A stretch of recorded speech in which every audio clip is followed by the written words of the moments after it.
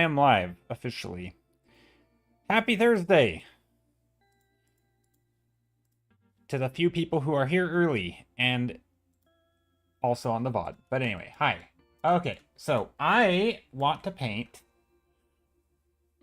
I don't know. I was kind of thinking just like an epic castle, kind of.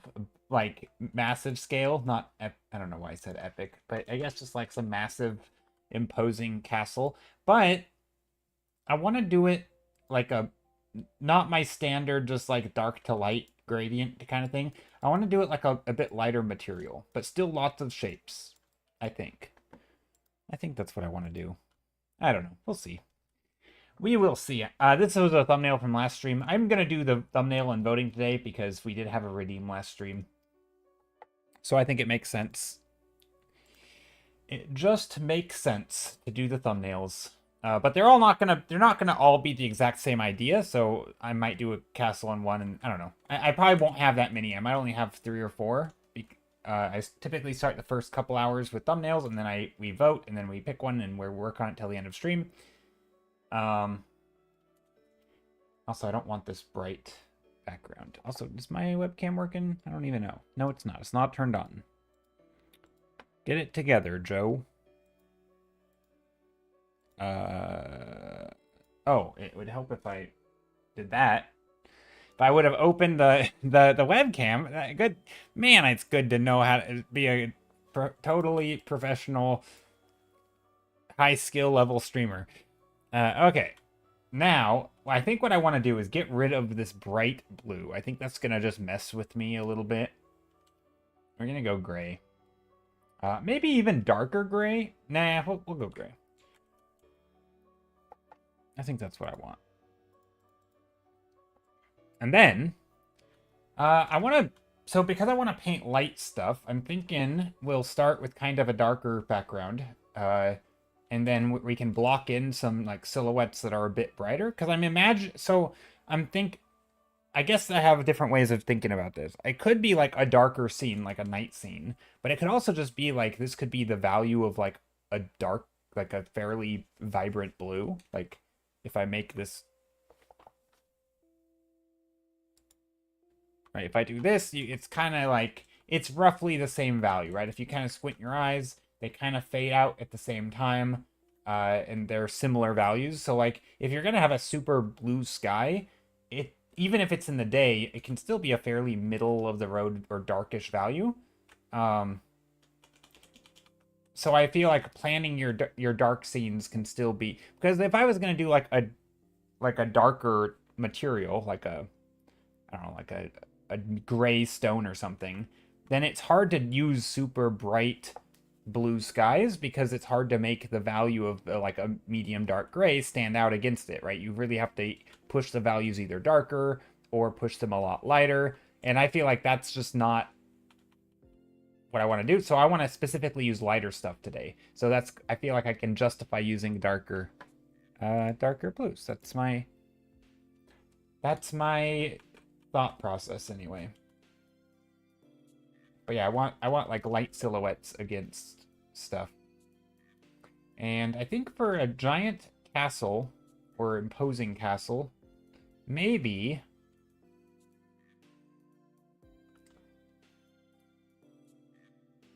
I mean definitely want some sort of like, I mean, do we want pointy boys, pointy tops on them? I don't know. I don't know if that's what I want. I'm undecided. We could go that route. We could also do something else with the castle shapes. Also, like, do we want to go crazy perspective? I mean, we could do something like a lead-in with like a bridge. Happy Thursday, Flying Fox. How's it going? Hope you're doing well. All right, let's just start very standard. Hold on, let's paint over here. Maybe we'll make it. Gosh, how do I do this? I'm trying to think. If we do like looking up at the castle, we could do. I mean, this is a very because we're not painting tall, right? We're painting wide.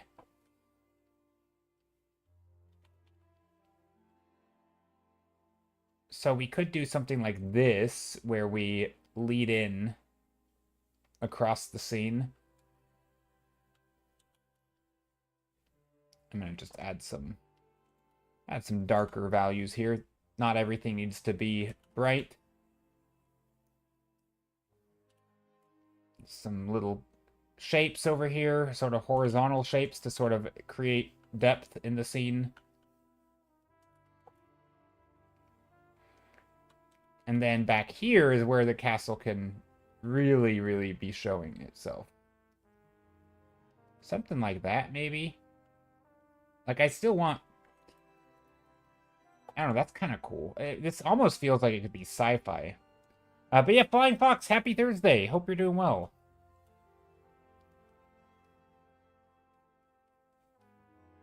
Maybe a brighter gradient up top. Getting lighter, darker down below.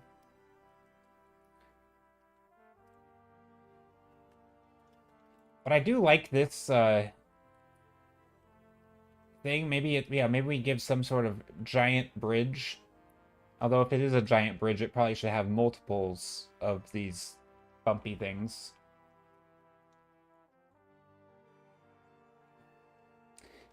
I mean, maybe we do go a bit sci-fi. I don't know. We could do that.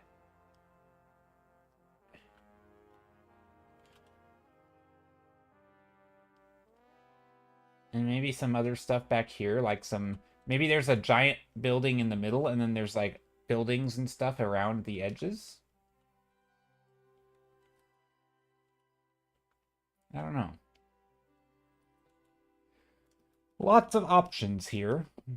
We could also do some sort of additional... So if this is a giant arch here, we could do another arch here that goes around somehow.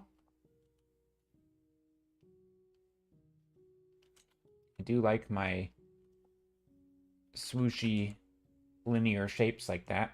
It is fun. And then the buildings I want to be brighter, so that's why I'm painting with a brighter value. Because that's one of the things I struggle with, is making brighter materials. I always just paint dark silhouettes like I am right now. And so, yeah, maybe little buildings over here.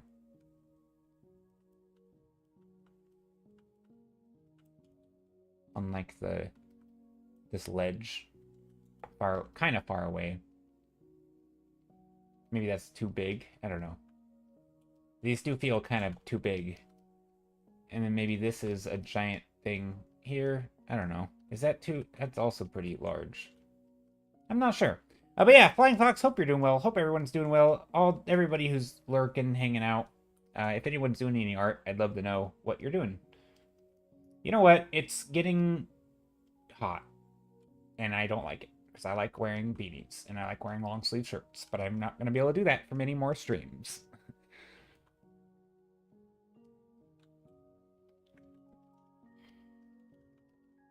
But I'm still indoors, so it's not like it's, you know, it's fairly, temperature-wise, it's fairly regulated. So, luckily, it's not super hot. But it does suck. But on the plus side, I have been thinking, it's starting to be really good weather to go outside and paint and stuff. And so, I'm probably not going to do a painting stream outside, because I don't have any sort of setup for that. But I could just do outdoor painting on my own, or like drawing outside. I don't know. So it does seem good weather for that. Kind of. I don't know. It's honestly going to be too hot pretty soon. Ooh, this is kind of fun. What if there's like an overhang here, and the light is shining down, and there's like a shadow here? I mean, this is making this feel like the focus of the painting, but is that is this a wall? Are we on a giant wall? And then this is like...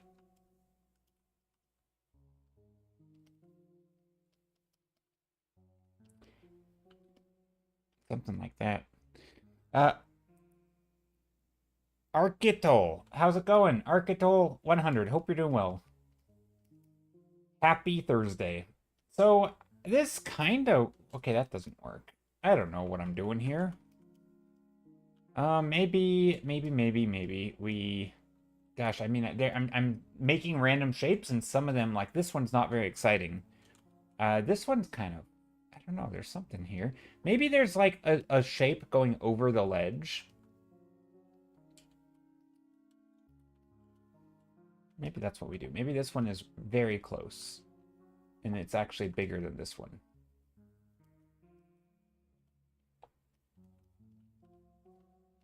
Maybe a little bit of a gradient here to like make it rounded. It's painting very loose. Maybe we do some contours just to help our brain understand what we're looking at.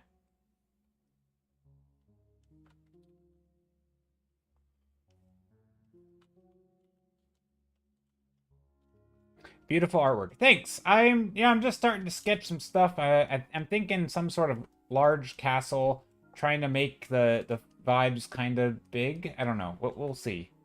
We'll see how it goes. Just playing around with values right now. My main focus for today is doing just basically every stream I like to pick something that I don't do a lot of. And today it's going to be playing with light silhouettes against darker values. So like lighter materials, basically. Because a lot of times I just start with a bright sky because typically skies are bright. But sometimes if you have like white material, it's not. Like blue can be quite of a dark value. You can still have a lot of sunlight, right? You can still have some bright sun in here with a lot of direct sunlight can be the brightest part in the scene, right? I could put a lot of bright.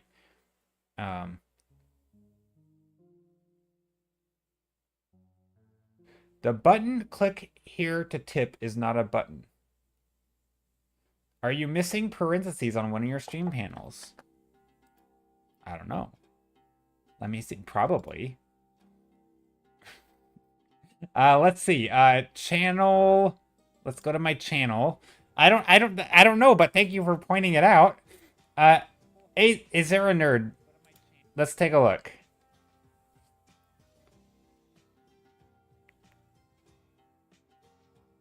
Oh. I think if you click the Oh, is that not tipping? That's just subbing. Okay, that's subbing, right? If you click on the support thing. Click here. Yeah, I think I am missing something. It does look like I'm missing a parentheses. What if I go edit panels? Is it literally just put in a parenthesis? I don't know formatting.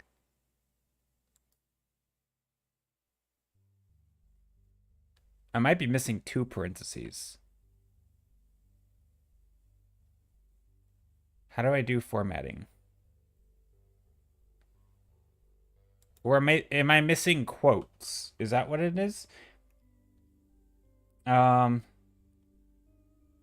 it's quote. It's yeah, those parentheses. That's thank you.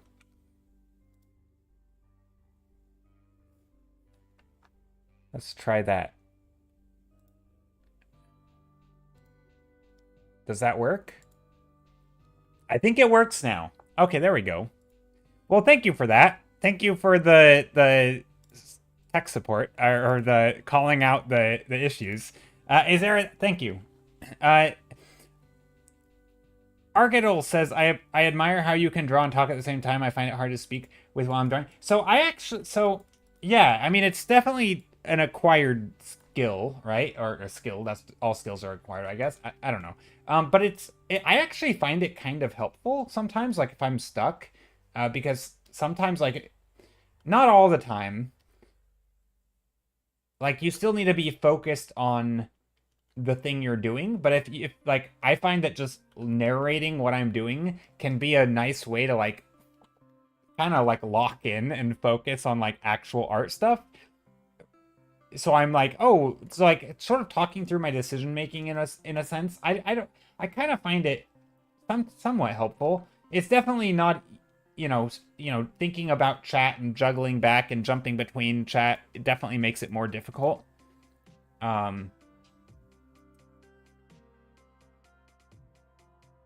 But but yeah, just sometimes just talking through, like, for example, with the background, saying, oh, I want bright materials. Okay, so what does that mean? Well, maybe that means I need more contrast against the stuff in the background, which means maybe the background should be a little darker. Oh, it could be nighttime, or it could be, what are other ways to make the background darker? Like a blue sky, right? As opposed to a bright, blown out white sky, right? Um, so I do think sometimes talking through can sort of get you. Isn't that like a thing with like troubleshooting where like sometimes just having the person explain the problem, then they'll solve the problem themselves because they explain it. And I think that sort of method of just explaining what you're thinking in your painting, like why isn't something working? Let's articulate it. And then in articulating it, it can actually give me ideas. So I don't know. It's not a bad way of doing it, but it does take some getting practice, some practice getting used to, I guess. Azera says, I haven't reached out because I lost one of my 2 part-time jobs, but my friends and I have been loving the art you did for the world building project. Oh, well, thank you. I'm glad you're liking the art, and yeah, no worries. I'm sorry to hear about losing a part-time job. Yeah, money can be rough. I totally get that. So yeah, no worries. Don't spend money on anything you can't afford. I think is always good advice for anyone. Okay, so I kind of, this is feeling a little weird. I don't know. I don't have any concrete shapes in here. Sort of, this is kind of maybe gonna turn out to be a little like sci-fi looking. I don't know. I'm not really sure. I'm sort of just making some shapes. Shapes of light on top. Probably maybe dark on bottom. If we do have light here, maybe we want light on the sides too. You'd be happy to request more commissions then, granted you are free. Yeah, I think I'm open for some commission. I mean, it depends, but yeah, it's not a blanket statement because it kind of depends on what the scope of the work is. But if it's stuff that I've done before for you, then absolutely, I'm open for those. I mean, commissions can definitely, yeah, I'm open for commissions, or certainly always open for the inquiry of a commission. If you want to, send an email and let me know, you know, a little bit of what you're thinking. I don't want to just be like, yeah, because like I like to think about whether I want to do the work or not, like depending on what the work is. I never am just like I take every commission. Like that's not true. So I reserve the right to not take the commission. But yes, I please inquire about commissions if you are interested in having me make a commission for you. And let me know what type of thing you're thinking. Hey, Chrissy Carson, how's it going? Mochi Ghost, hello. Hello, everyone.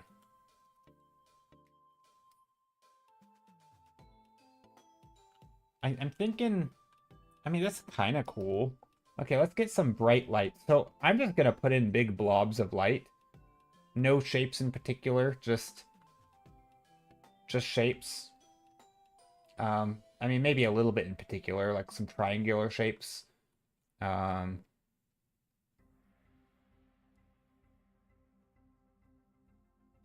Azir says the commission would basically be the same thing as I requested last time. Yeah, no worries. And so for anybody who doesn't know, and I'll just explain like the summary. I'm not gonna show the work or anything for a commission, because that's not very professional. But since we're talking about commissions publicly, so yeah, like a commission that I've done before for Azira is like assisting in like story world building, I guess is probably the better way to say it. So like, they have some characters and some and a story, but like basically brainstorming different environments and settings that sort of their characters can exist in and that can assist with like storytelling and world building kind of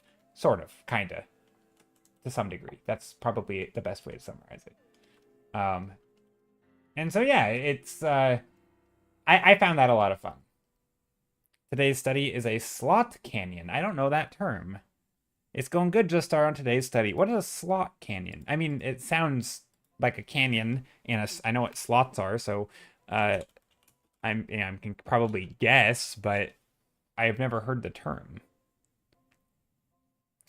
A slot canyon is a long, narrow channel or drainage way with sheer rock walls that are typically eroded. Okay, so I've seen I've seen pictures of these. They always have weird they always are like I always feel like the photos never do these places justice because they always look more abstract. It's hard to tell scale. So like you see crazy pictures like this, but you're not really sure what you're looking at, right? Whereas if you were there, it would be probably breathtaking, or not breathtaking at all because it would not be as large in scale. But yeah, they're typically like, and I'm sure I'm just so stuff like this where it's these really deep slots in stone. Yeah, slot canyon. Yeah, a lot of people like these fancy photos of them from the bottom. I've seen a lot of these in references, which are always really hard to tell scale. And a lot of times these things are not very big, and so the scale looks massive, but that's because you have nothing to reference. Um, they look cool. They make for cool photos, but I've never like I feel like these would be way cooler if you were there because they almost just look so abstract, right? It's hard to like put yourself in this space because you don't really know what you're looking at. That's always been my issue with them. They're very like claustrophobic, right? And so you just don't have like I'm sure there are some. Like this is pretty cool. Here, let me show you this one. This one's pretty neat. A neat photo where like at least you have some sense of scale because you have people, right? Well, they're very pixelated, but there are people there. A pink shirt person and blue shirt person, and then you have, clearly a canyon, which is pretty neat. There are a ton of places in Utah like that. Yeah.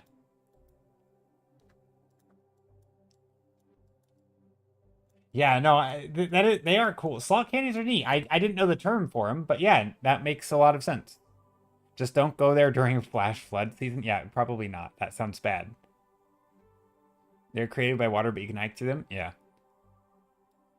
Azira says, you're welcome to share the work you did for me on stream too, Joe. It's just for me and friends to look at because we make stuff for fun. Yeah, no worries. Yeah, no, I'm not against sharing stuff that I've done before on the stream. But I typically don't like to get into like, I don't know. So sometimes with commissions, especially if I like open up a commission file, like a lot of times I will do things like any sort of back and forth communication we've had are in those folders, and I kind of put everything together so that I can always find like previous conversations and make sure everything that we've agreed on is sort of laid out chronologically. So I don't like to bring stuff up on stream like that unless I plan it ahead of time, just so it's all sort of I don't know. It just makes it feel a little bit more like there's just some things I wouldn't bother doing, like bringing up on stream. It's kind of like with Discord. Like I don't, even if a DM isn't leaking information, I don't like to bring up that screen because I don't know. It's just one more thing that you could end up sharing something that you don't want to share, you know? So yeah. Chrissy Carson, I wanted to hike through the one in Zion, but the river was too high the one time I was there. So ooh. Yeah, I think that does sound pretty cool. Okay, I like these shapes. Now, I don't have any, like, structure. I'm just making random shapes. And so if the vibes kind of look right, then we'll go with it. But I think I need a lot more bright. Because I do want this to be, like, sun, right? Like, a lot of sun coming in here. And so these are going to have a lot of glare, a lot of shine. They could be different materials, of course. But I think something like that.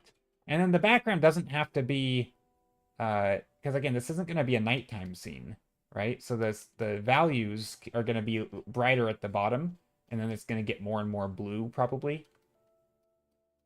Generally, that's how it works. Skies tend to be bluest up top, and then not as blue down near the horizon.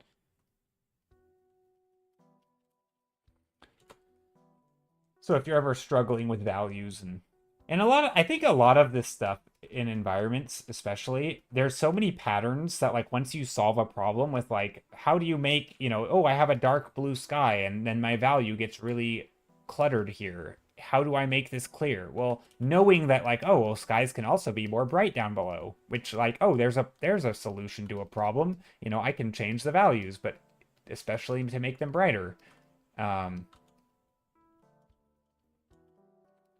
And then, of course, you can have like bright clouds in the sky if you want like lines leading your eye.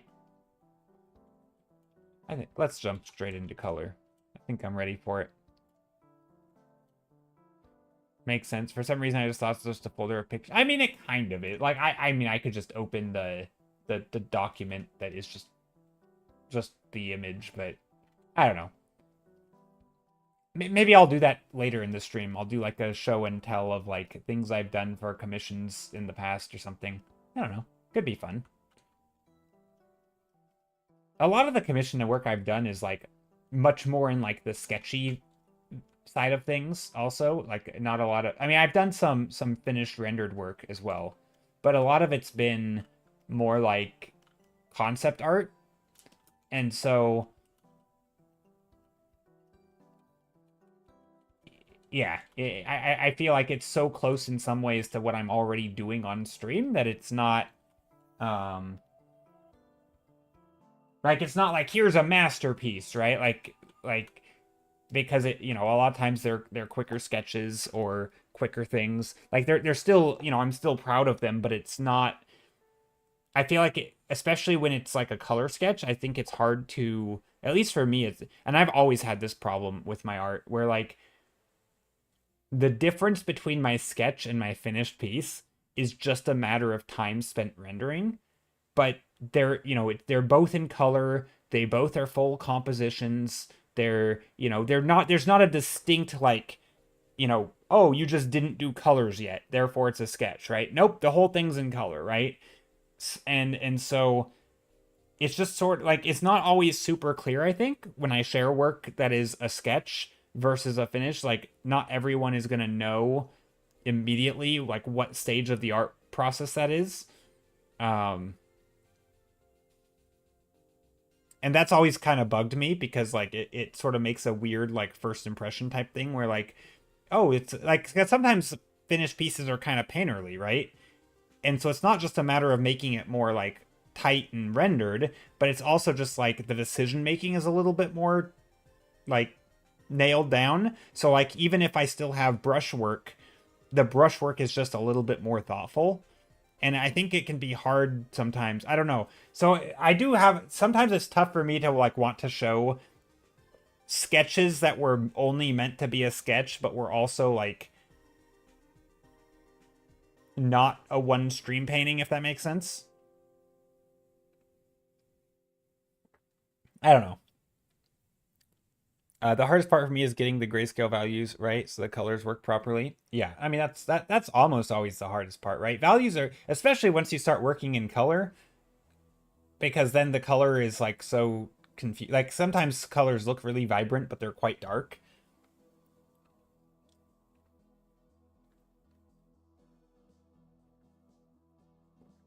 Happy Thursday, Skittle. Don't mind me as I'm just like chugging my tea for some reason.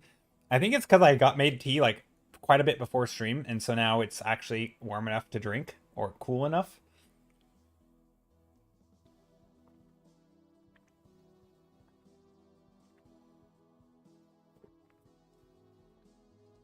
Okay, much needed tea. All right, but yeah, no, I like this. I like this. These values so far. I think they're working. I just made my screen grayscale. That was dumb. Maybe the foreground doesn't make a lot of sense, right? Hey, little Leo on YouTube. Hello. First YouTube chatter of the day. Welcome in. Mochi Ghost says Skittle. General Pedro Art. Hello, Pedro. So yeah, I think what do I want in the foreground? I mean, we could do like fields of grass, maybe. So we have like grassy fields or something. Just something really, really simple and basic. some medium values. That's also something I've been doing more of lately, is like thinking of the material itself as like a base value, which is not always how I start painting. In fact, it almost never is how I start painting. And so it's kind of a shift, but I think it was, oh gosh, this brings up a topic that I could ramble about. The beauty of dual streaming. Woo, YouTube. Yeah. YouTube is mostly there. I mean, I'm always happy to have people chatting on YouTube, and I try to respond to them and stuff, but YouTube is mostly there as the VOD, right? It's because Twitch only allows you to keep VODs, like, I don't know, it's like 100, Skittle probably knows the numbers. It's like 100 hours of VODs or something, and before it starts deleting them, which, I don't know, I stream quite a bit, 4 hours a day, and then that's 25 days of streams, and then suddenly we're at the 100-hour mark. Is that right? 25 times 4, yeah. So 25 days of streaming, which is, is quite a long time. It's what, like half a year? I think I stream... Yeah, so it's something like half a year. But either way, then they start deleting them. And also, like, for me, because I have music that is oftentimes technically copyrighted, at least according to their automatic detection, even if there's no way that I would ever get a strike or anything, it's still, they will eventually just, like, private all of your videos, and you have to go in and manually unprivate them, which is just a pain in the butt. And so I just don't even bother with Twitch's VODs at all. I just dual stream to YouTube, and then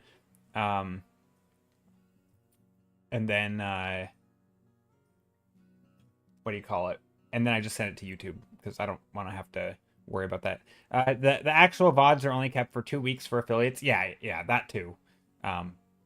And it basically, that gives me a 2-week window to have to export everything manually to VODs, which is just a pain, also a pain in the butt, because I have to go in and like retitle. It's just so much easier to just stream to YouTube. When I end my stream, it automatically sets it as a VOD, or, it sets it as a live video or whatever that is no longer live. And then you can go back and watch it if you want. So I don't know, it's better for archival purposes to do it on YouTube, I feel. So that's really the main purpose of YouTube. I don't like advertise it. I don't make content on YouTube, but I'm happy to respond to chatters on YouTube, and I'm always happy for the YouTube viewers. It's just harder for me. Twitch just has more like integrated stuff, right? Like polls and channel points and things that I can enable, and like point redeems. If you lurk in stream, for example, I can send you depending on, like, you earn channel points on Twitch, and then as you accumulate those channel points, you can redeem stuff like a print, and I can send it anywhere in the world. And so you can get a free print from me in the mail if you want. But you have to spend time on Twitch, because I don't know how to do that on YouTube. I'm sure there's a way, but I don't want to figure it out because that's a lot of work. Lilio says, I like the YouTube VODs. I watch them all the time. Yeah, YouTube VODs are nice. Yeah, YouTube has a great playback feature. It's just, YouTube's VODs are fantastic. Or their whole, I mean, they know how to do a video, let's put it that way.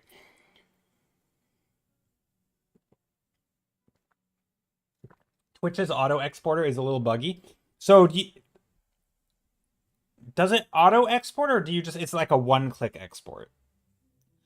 Because I know you can just hit an export and you can link it up, and it just, because I've exported lots of stuff from Twitch to YouTube. I don't recall an auto exporter exactly, but it still felt like it required steps from me, and I would always forget, because like the last thing I want to do after every stream is go and have to fiddle around in the exporter and like, yeah. Or maybe it is truly auto export. I don't know. It probably is now. I think it's one click. Yeah, I think it's a one-click thing. And yeah, it never felt that great. Okay, this feels a little small. And maybe this painting feels a little small because it is small. No, maybe because I don't have enough depth. So I'm going to add some brighter stuff in here. like that. So I'm basically adding some additional lines in here, and each of these lines are creating the illusion of like a new plane and like a hill or a piece of land. And so each of these pieces of land are going to feel like, oh, look, it's a little bit of like not a cliff, but like a ledge. And then there's this land up here. And so each of these are like pushing the scent, pushing it back. Anyway, let's jump into color on this one. And I'm just going to start in the same way that I know of like the colors. So for example, I know the sky's going to be blue because we already talked about it. And so I'm just going to put a blue up there. This does not have to be the final color of blue. I'm also going to just paint in everything blue because the shadows are going to be blue and all that. Right? Like we know the shadows are going to be bluish. And so I might as well fill them in with blue so that when I start painting over them a different color, if some of that color leaks through, it will, right, and of course the sky can be lighter down at the bottom. I don't do a lot of grayscale to color, so this is kind of new for me. Something like that. And then I'm going to do like a blue-green, probably, and the shadows in the foreground. I'm just using overlay mode. I'm trying to keep the values similar, but they might change a little bit, because that's how overlay works. Some blue-green up here. And then maybe some very green in here, like yellow-green.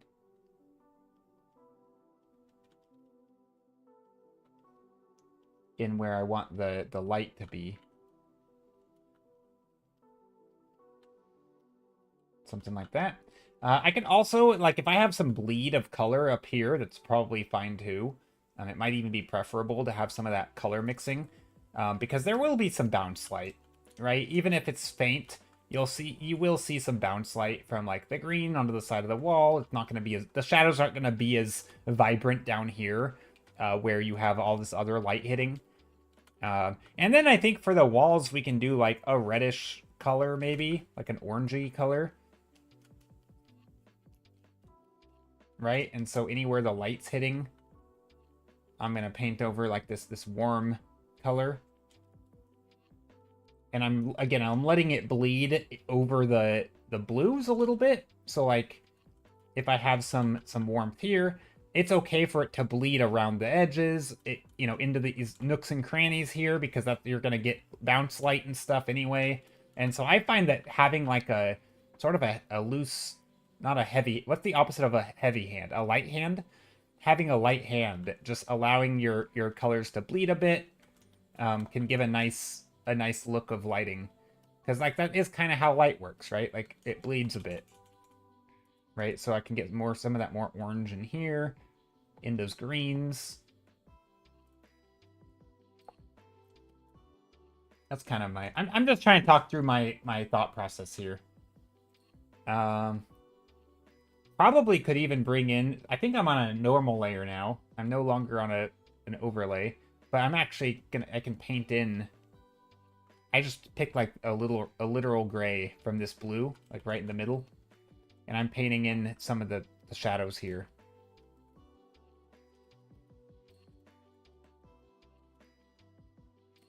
So now I'm just coming in. Also, like a fill light should probably be in here, right? It could be a little lighter. It doesn't need to be super dark. So some of that blue light can shine back in.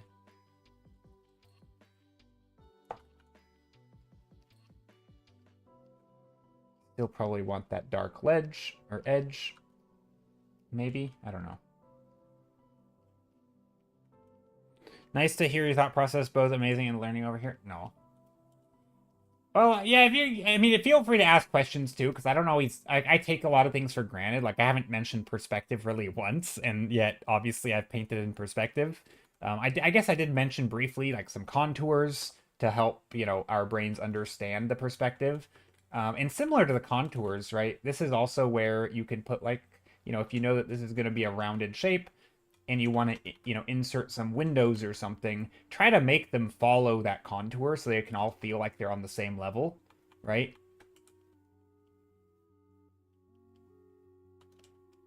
That way they are wrapping the form, you know, if you have a big shape over here, right? You can have put like a window here, and then here, and then here, and they get closer together as they go around. That way it's just, it makes it feel a little bit more three-dimensional. Actually, I probably didn't do that here. I also don't know what's going on with a lot of these roof shapes. I've just kind of made them up. And so I'm just going to come in here and start adding smaller shapes. Something here. Maybe there's something outlining this door. Maybe each of these windows has a little bit of a... Also, I don't want to get into details right now because this is a very small image, right?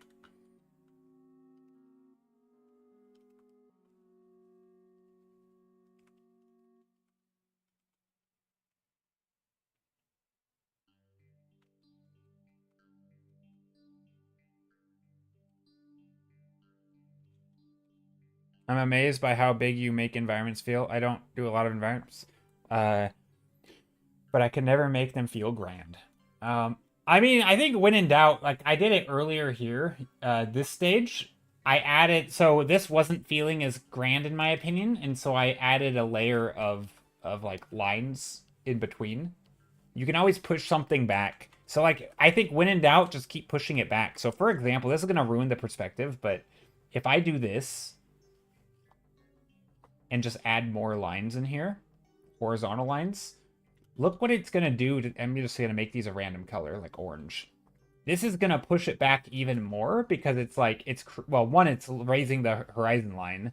But every time I do that, it's pushing this thing back into the distance. So it's kind of giving it, like, in order for it to be the same size on the page, it has to be bigger because now it's further away, right? Same thing with adding atmosphere, right? If you add a bunch of atmosphere to something, it can also push it really far back, like make it feel like it's way off there in the distance and you can just barely see it through all the fog in the distance. You know, I'm not claiming that this is the most epic and large feeling thing, but basically pushing things back so there's multiple ways to push something back, right? Also adding more things in the foreground, right? You could bring in something like this, you know, in a similar vein. You know, if I were to bring in big trees here, you could make it feel further back too, because these trees are going to be, you know, overlapping the image. Hopefully I'm not on the wrong layer. Okay, I'm not.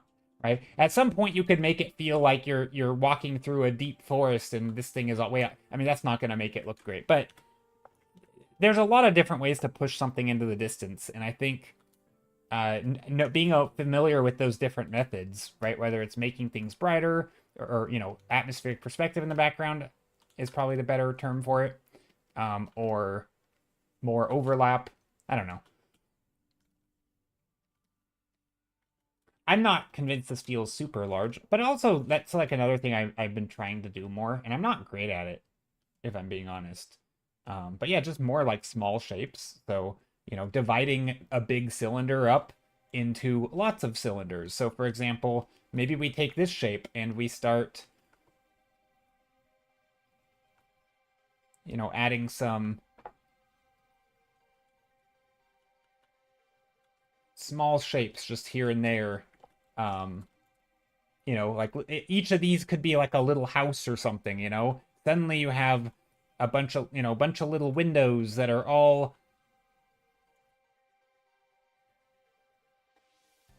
in here, and you have different shapes, and, you know, just as I start dividing these shapes up a bit, I mean, I don't know if I want all these shapes here, but as I start dividing these up, it might start making this place feel even bigger.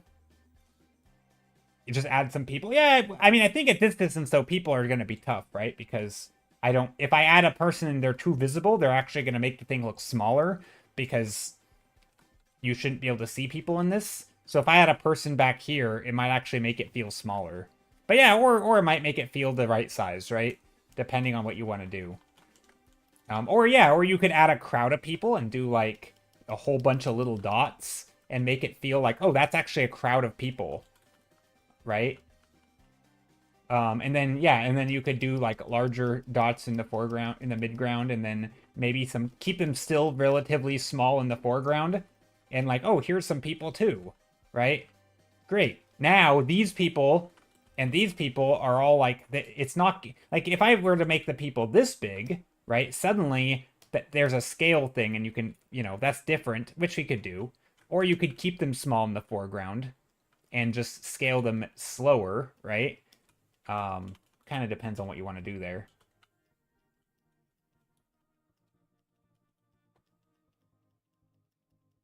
Maybe they're having a party out there on the lawn. Fancy people party. I don't know. Could be flowers too. But yeah, anyway, I like this painting. It's pretty chill. It's a good warm up for today. The colors aren't amazing, but they're kind of working.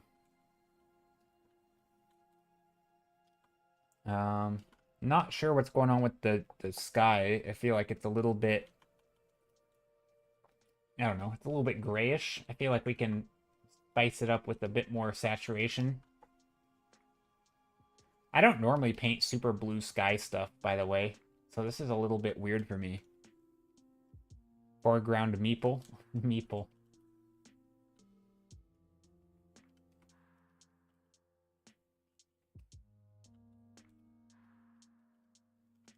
And of course, anytime you make the sky more saturated, you might consider making the shadows more saturated. I find that's a nice touch of like, one, it brings the color into the image from like, if you're gonna, if like, you don't typically want like, hypothetically, if I made the sky red, for example, not that I would, this is gonna look terrible, but hypothetically, if the sky were red, it would be very jarring, right? This would just not look good. But once I start painting the shadows red too, right, and putting some red in here, suddenly it's like that red starts harmonizing a bit better because I'm allowing it to leak into the rest of the painting. And I feel like you want to do that with the blue and sky and saturation. So, depending on how saturated the sky is, let some of that color bounce into the scene, especially in your shadows, but really you can just let it kind of permeate the rest of the colors. You can even in the light, you can mix some of that color in, probably not with blue because you still want it to feel like it's light. Skittle says, I am reminded of the time when you said you hated red and it's an awful color out of context years ago. I vaguely remember that was a thing I said out of context. I don't remember what the original context was. I don't hate red, just to clear the record. Red is great. Nothing wrong with red. I don't know what the context was. I'm trying to think, like, what are the contexts in which I could not like red? I mean, maybe that, like, pure, like, really vibrant red is hard to work with because it's just such an unnatural color of, like, light that it's not going to interact with stuff properly. I don't know. I just remember it being an amusing moment on stream. Yeah. Well, red is terrible. No, I don't stand by that. I don't. Yeah, I wonder what the context was. I think any pure like red, green, blue are tough to work with, to be honest, including blue. Now, luckily in our world, Earth, blue even from the sky is not pure blue, right? You have white light being like the source of the blue is white light, right? More or less white. It's a little bit on the yellow side, but it still has all the visible light in it, right? All the wavelengths.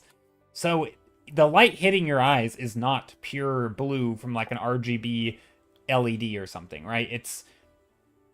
It has multiple, it's not a single wavelength of light that is in blue. It is all the wavelengths, but more blue, right? It's just leans blue. But it still has those other colors, which means it can illuminate other colors, right? Because that's how colors are illuminated, by like absorbing the colors that aren't that thing and reflecting that color. So if it were a pure blue sky, we wouldn't be able to see green because or not very well. It'd basically be dark. It would just look dark like that because the light wouldn't, it would absorb all the non-green light, and there wouldn't be any green light to reflect to your eyes because the pure blue sky wouldn't have any green light, right? So luckily our sky is not pure blue, but I think that gets really tricky when you do paint with pure colors.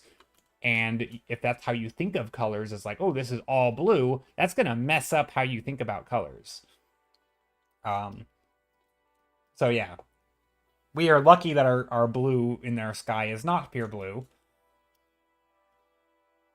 which I guess is a way to even remember like which hue do you pick, right? You don't want to pick pure blue, like that. That's not what it looks like. Very rarely are you gonna see a sky of that color, because one, that would be more closely resembling pure blue. Although it does look pretty cool up here. Like, don't get me wrong, that looks crazy with that all that vibrancy. I actually like it. Looks nice. That's also pushing that contrast really, really deep. Anyway, I like it. There's a fun castle. Let's paint another. I think for this one, I'm also going to start in grayscale. Fabulous light and color on this one. Thanks, Drefzilla. I appreciate it. Let's start also grayscale. Similar thing to the last one, a little darker maybe here. Let's do something, I don't know what I'm going to do. So I'm just going to start a little darker. I think I don't want to do just like standard horizon line here. I still want to do the brighter scene. Drefzilla, how are you doing? Yeah, I do want to do the brighter materials, right? Like, because that's something I just want to focus on today a little bit. But we might be able to do something like...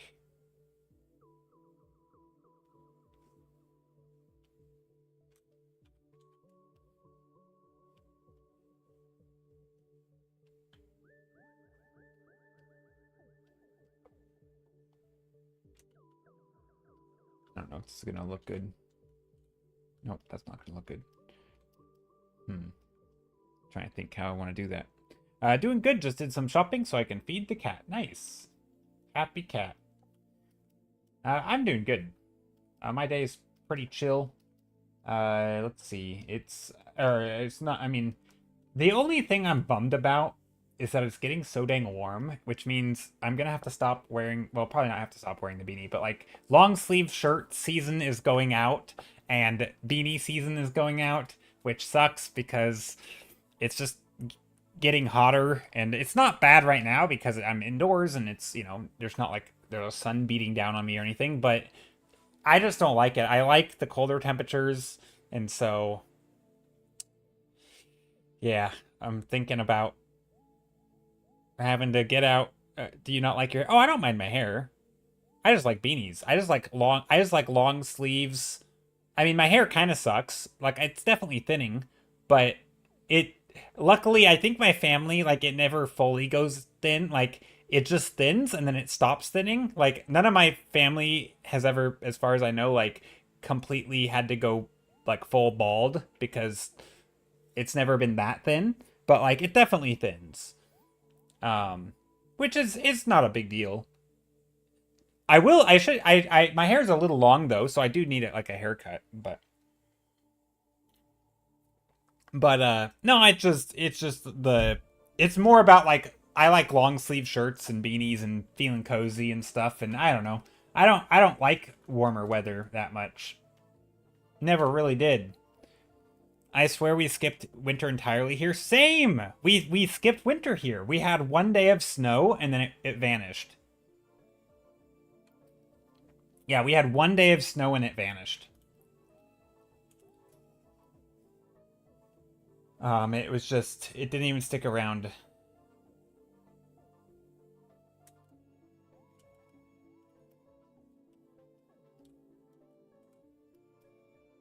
You only had one day of snow. Yeah, we had one day of snow, and didn't even stick around. It just melted the second it hit the ground, which is stupid.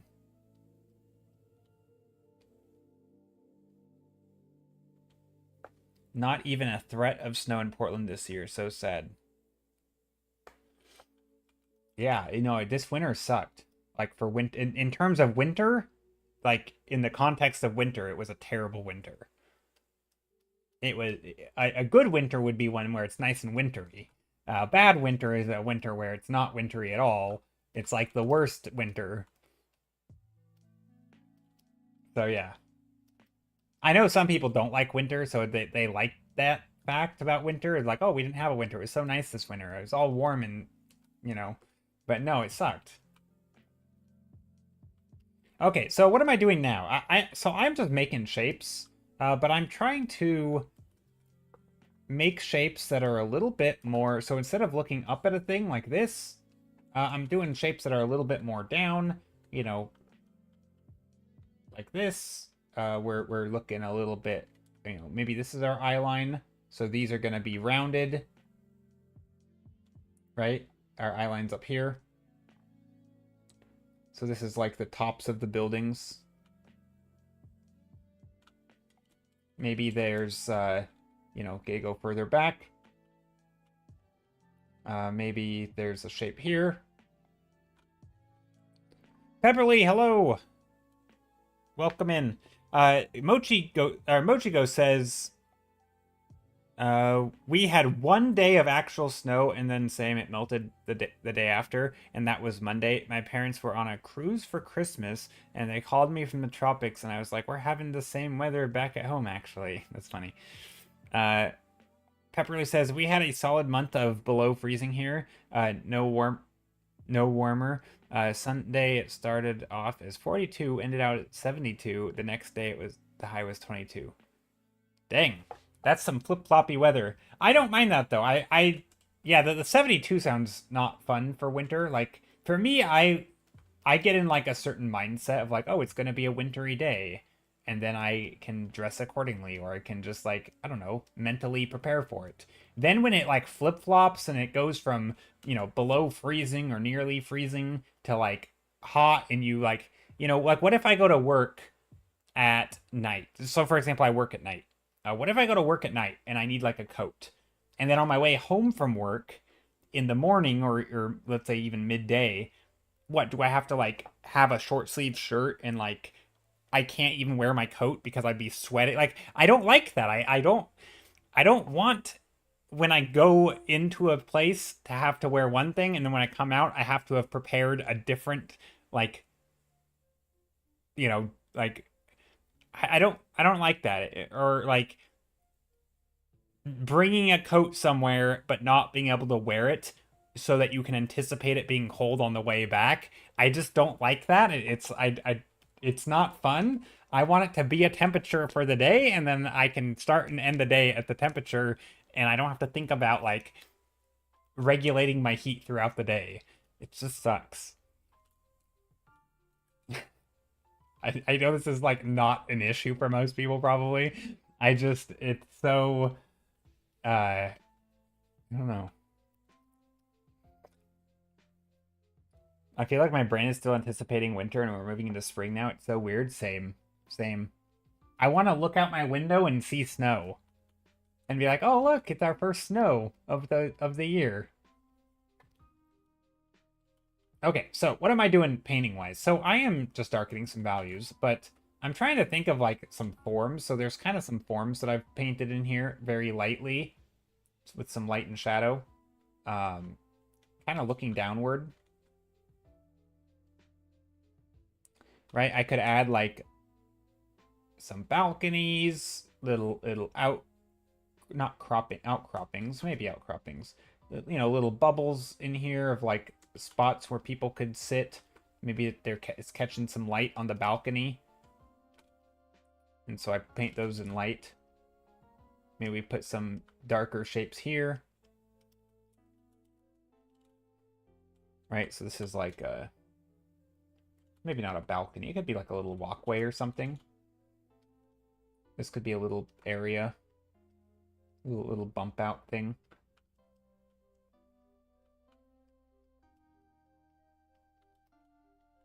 I don't know. Maybe I don't like those shapes. Yeah, I don't like those shapes at all. Same. I want to drink hot chocolate and be all bundled up. Same. That is the vibe. See, that's when I think of winter, that's what I think of. That's why I like winter, is because I think of cozy. I don't think of like awful cold weather that sucks and stuff. Like I think of like, oh, I get a bundle up. I have a coat, I have snow boots if I need, even though I mostly don't wear them. And like I can prepare for winter, and so to me, it's like, oh, just more layers, more cozy. Also, what am I drawing here? I don't know. I turned this into something that I don't like what the direction it's going. I also don't like deleting things, but here we are.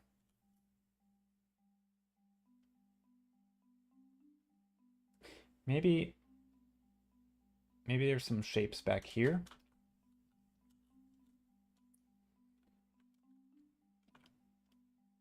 Okay, I have an idea. Let's just make some shapes, like circles. These don't need to be tall towers. They can be bright. Also, this could be bright down here towards the horizon. Oh, we're kind of doing the same scale, though. Looking up. Maybe... I don't know. I don't know with this one. I'm not sure direction I want to go. Normally, I can kind of pick a direction based on just stuff. You want a refund on your winner, right? Same.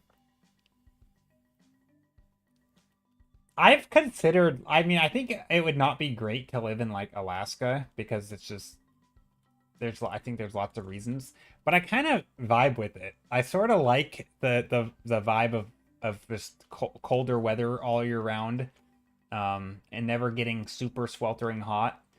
I kind of like it. I think Alaska could be a place for me, to be honest. Maybe, you know, I don't know. I'm sure there's stuff that would not be great that I'm not even aware of.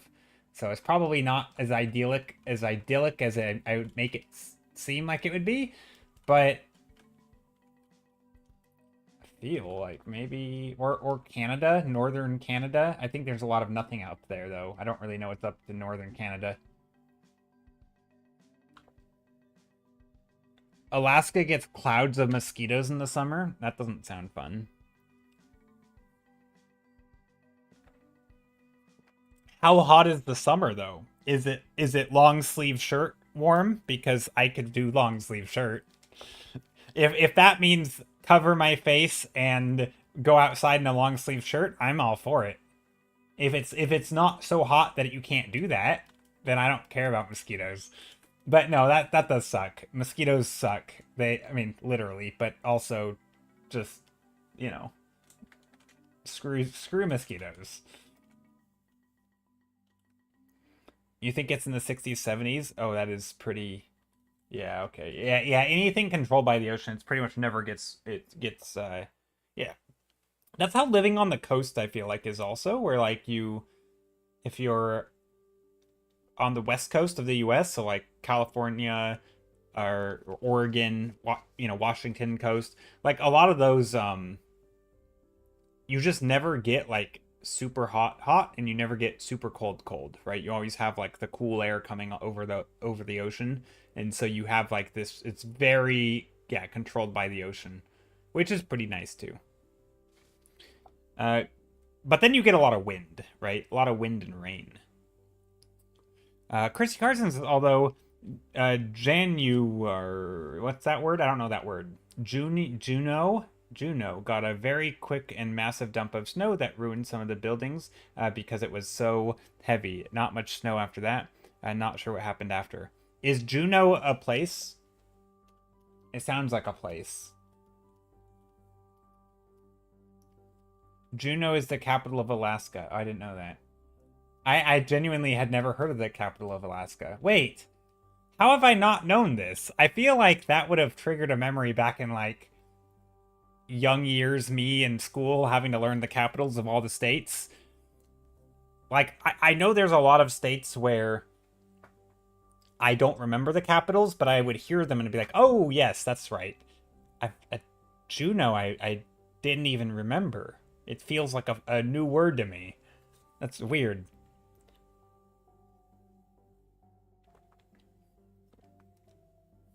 I did have to learn all the capitals, and that's why I'm so shocked that it's not even like bringing back a memory.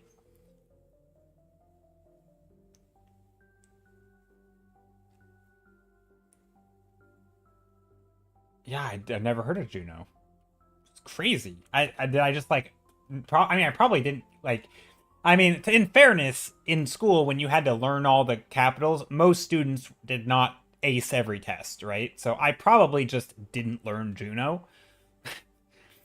And that's something that that's always a funny thing. Like, this is one of those things that I always, so to bring it back to art just a little bit, when people say that they're struck, like, oh, I watched all the videos and watched the stuff, it's like, but I'm still not getting it. It's like, yeah, but like, did you ever in your life, read a book and understand every single thing and could ace every single test and like know everything that it said? Or like, probably not. Like, that's what studying's for. And like, to be expected to remember everything that you were supposed to have learned throughout your life is not reasonable. Most people didn't, right? I certainly didn't. I got like B's and some A's, and like, I was a pretty average student. B's, I think I got a lot of A's, but B's and A's. But even then, it's like my A's were, 95%, not 100. There was things I never learned, or I was supposed to, but I didn't actually learn. Um, and so yeah, a lot of times like that's how I always remind myself of that, of like, if I watch a video, the likelihood just from my past experience that I understood everything of it is almost zero, right? Like, it might feel like I do, right? Of, the storytelling and the excitement factor and the fact that you can nod along with a video and be like, "Yep, I got it. It all makes sense to me." But in reality, you probably don't have it all. Like, again, unless you had that experience all throughout your life, like, why would you expect to now, um and so I always have to remind myself that, like, watching things or reading things or learning things a second or third or fourth time, like, it's probably good for me, because I probably didn't learn them properly just by watching a video or, reading a single thing. Oh, I aced them all because it was fun. No, I just mean like everything throughout childhood, like everything that you learned, like most of the time when you learn stuff. But yeah, no, I get with the states. Yeah, some people are going to know all the states, and some people will have, as an interest in that more so than others, and they'll have learned them better. Or yeah, maybe there's a song. But yeah,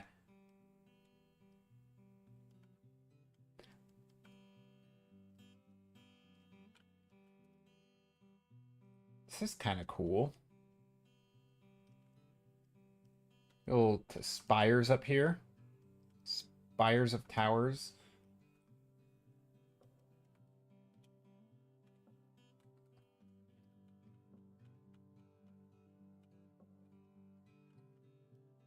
I don't know what's going on over here. That's kind of neat. I was thinking of that not long ago with the idea of, are you smart as a fifth grader, and realize, one day that fifth grader will be an adult and won't remember either. Yeah, but I mean, yeah, no, for sure. I don't know what you call this, but it's like, it's so easy for us to look back and be like, I know that I wasn't a perfect student. I know that when I read something, I then was actually tested on it, that it was not easy to actually remember this stuff. You know, it like, and nowadays, and then in the moment, you're like, oh, I know it, and you pretend like your knowledge of you and the history of you just doesn't exist, and like somehow you are now better than that, and you have this perfect recall, and just because someone told you something, that now you certainly know it because it feels like you remember it. But like, yeah, you're also not being tested on it anymore, right? Like we tell ourselves this fiction so much that like we know more than we do because it feels like we know stuff, but we're also not being tested on it. And so we aren't we aren't at any risk of actually like not remembering it, right? Like you just kind of sits there and it feels good, and we tell ourselves that we know it and understand it. um but because we're not putting ourselves to the test, we aren't really demonstrating to ourselves that like maybe we should spend more time with it. Um, and yet there's still a lot of people who sort of refuse to believe that like they could not understand something after watching a video on it. And like, why would you think that you don't, like you should assume that you probably don't understand it if you, again, you're going to feel like you understand it, right? If I watch a video and I can nod along with everything the instructor says, like, oh yeah, I totally get it, I get it. Like, of course I'm going to think that, oh, I got it all. But no, I probably, there's still stuff that I didn't get. I just don't know I got until I'm tested on it because, you know, because that's how I'm human. And so yeah, it's just kind of a funny quirk, I feel like, of us where we constantly tell ourselves that we think we understood something even though we probably don't, because history has shown us that like we don't. And that's what studying for tests is. Anyway, hey Kath, how's it going? Hope you're doing well. Hope you're doing well. I am painting castles today. Big fantasy epic castles because I want to say because I'm lazy and they're just fun things to paint. Going good? Nice.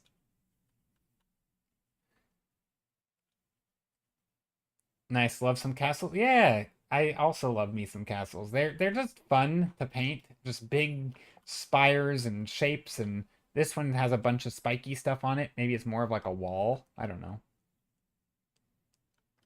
Haven't really decided, to be honest. Also, what happened to my music?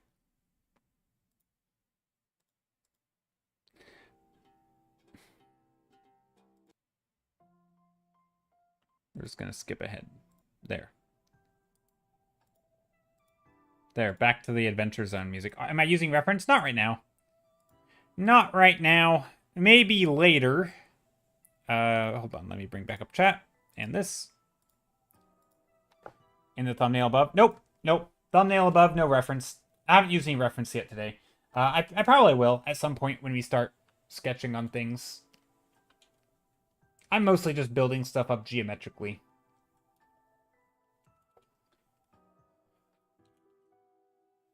I enjoy sketching without reference, to be honest. Like, I know that if I'm trying to make good stuff, then reference is super important, because you can't really paint things that you don't know, Like, it's hard to paint stuff you don't know what it looks like. But it is fun to just sketch and doodle and wing it and, There's a lot of different roof shapes. There are a lot of different roof shapes, and these are not varied. These are all the same. Yeah, different roof shapes is definitely... Also, speaking of roof shapes, perspective is a thing, too, that I should probably remember. Oh. Yeah, no, definitely lots of different roof shapes.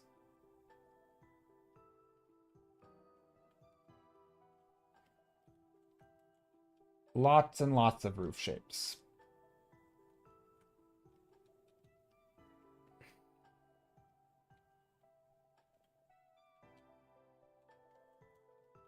So what I'm trying to do here is make like little houses or things on the side of this, like a wall or a ledge or something here.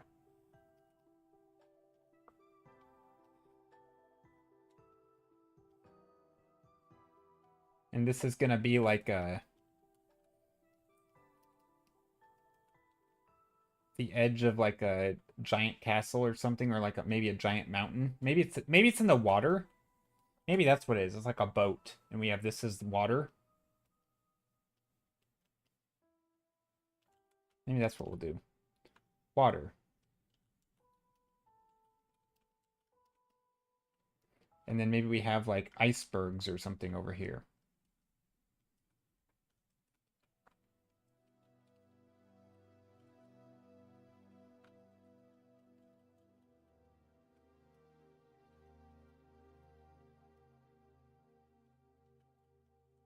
This does look like a boat.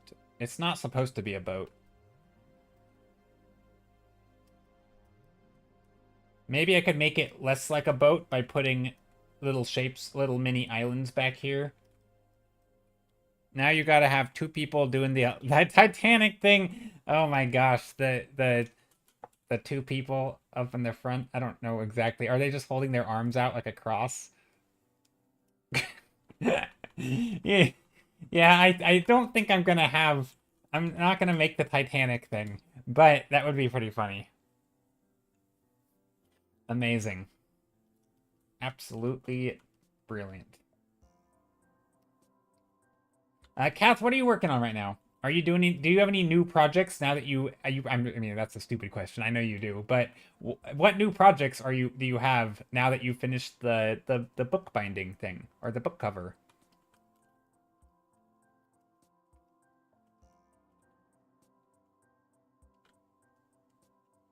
What's next on the to-do list? I'm curious, what does anyone have any big projects they're working on that are like, I mean, I know Chrissy Carson mentioned earlier that she's been doing her daily study things like crazy, and that's super inspiring. So that's, I consider that a big project because it's long term. Maybe here we have like some shapes that are another little ledge here.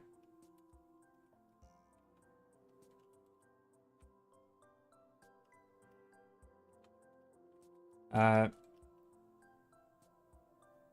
you haven't started anything, only a birthday card for your brother's girlfriend. I mean, that's something.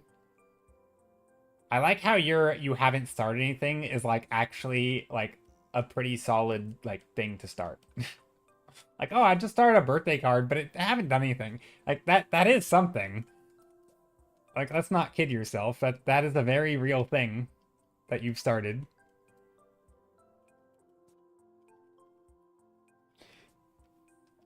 But no, that's cool. But you've been started thinking about another book project. Oh, nice. Mochi Ghost says, I'm working on some fun fan art. Oh, nice. Not a super big project, but good for getting back into the swing of things.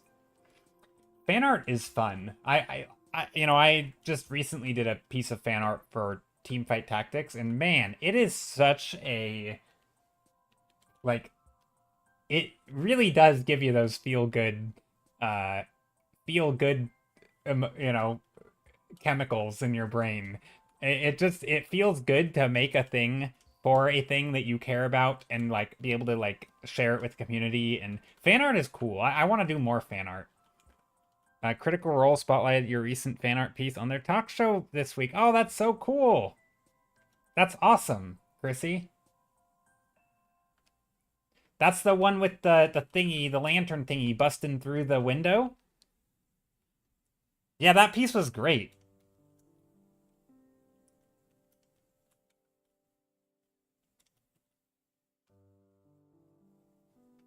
Yeah, that was a great piece.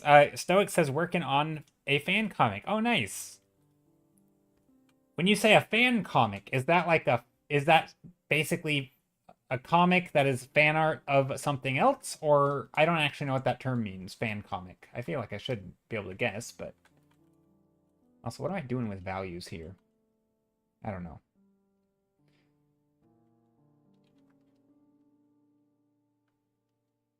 You want to see the screenshot I took the two of them looking at? Yes, yes, yes, yes, yes. I do want to see the screenshot. Isn't that a good feeling though to like share it and have it showcased on the Critical Role thing? Like that's super cool. And I know that there's always going to be someone out there be like, you shouldn't make fan art so for the praise. But yeah, let's be not kid ourselves though. It feels pretty good. I that sort of inclusion in a community and be recognized by the community that you are a fan of is a very good feeling thing. Nah, that's cool. Nice screenshot with those expressions. That is super cool. Yeah, that's such a cool thing to have those facial expressions. Chrissy, I bet did you have like the biggest grin on your face when you were watching that? Because I feel like that would have totally made my day for a while, for like at least a week. It would have made my day for a week. I think that's called making your week. But yeah. Also, why are my eyes tearing up? What the heck?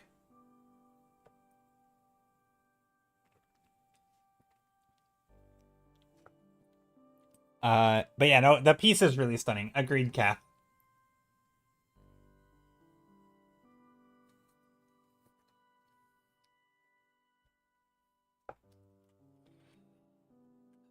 Okay. Um, what do I do? I'm kind of noodling around here. Also, these painting in black and white is a little weird. Kind of, not really. Also, I kind of don't want this to be water. I mean, it could be water. I don't know what this is. You know, it's funny when you're painting something, you just don't know what it is. Like, you would think that, you know, you, the artist, should know what the thing that you're painting is. But no, not me. I actually like this. This kind of feels like it's ice or something. Like, maybe almost like, you know, the How to Train Your Dragon, that icy, like, all the ice being blown up the side of the, you know, making like a giant fortress of ice. Kind of like that. Kind of cool. Have an iciness down here. How do you decide your value structure when you don't know what you're painting?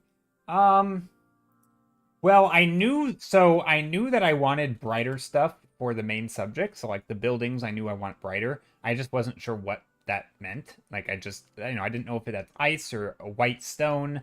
I don't know. I just knew I wanted it brighter. So I started with a darker gray background because I knew I wanted brighter stuff like this, right? I wanted like a, I didn't, because so often when I'm painting stuff, right, I'm doing like dark values against the light background, right? And I wanted specifically today to do the opposite of that, because I think it's just something I need more practice with. Uh, and yeah. And then in this, so yeah, I made a darker background, lighter shapes, and then from there, I mean, a lot of the same stuff, you know, you still have things like atmospheric perspective. You know, my darkest darks will still be in the occlusion areas in the foreground, right?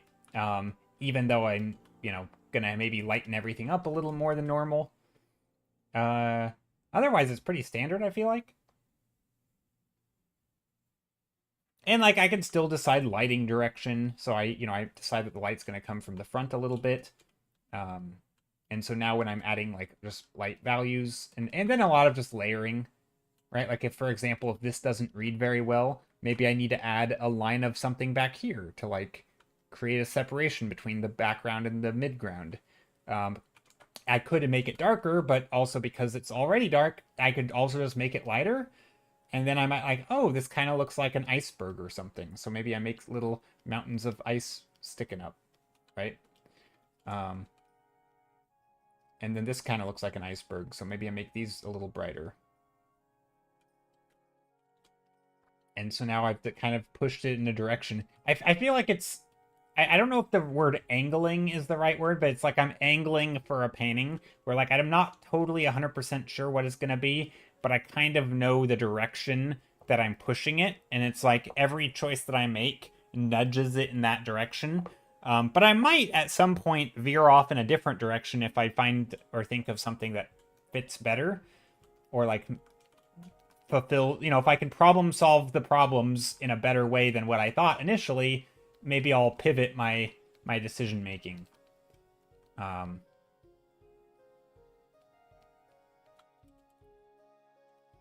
but yeah, so there's a lot of that. Also, this is kind of cool. These little buildings or houses or whatever, just lots of little buildings here.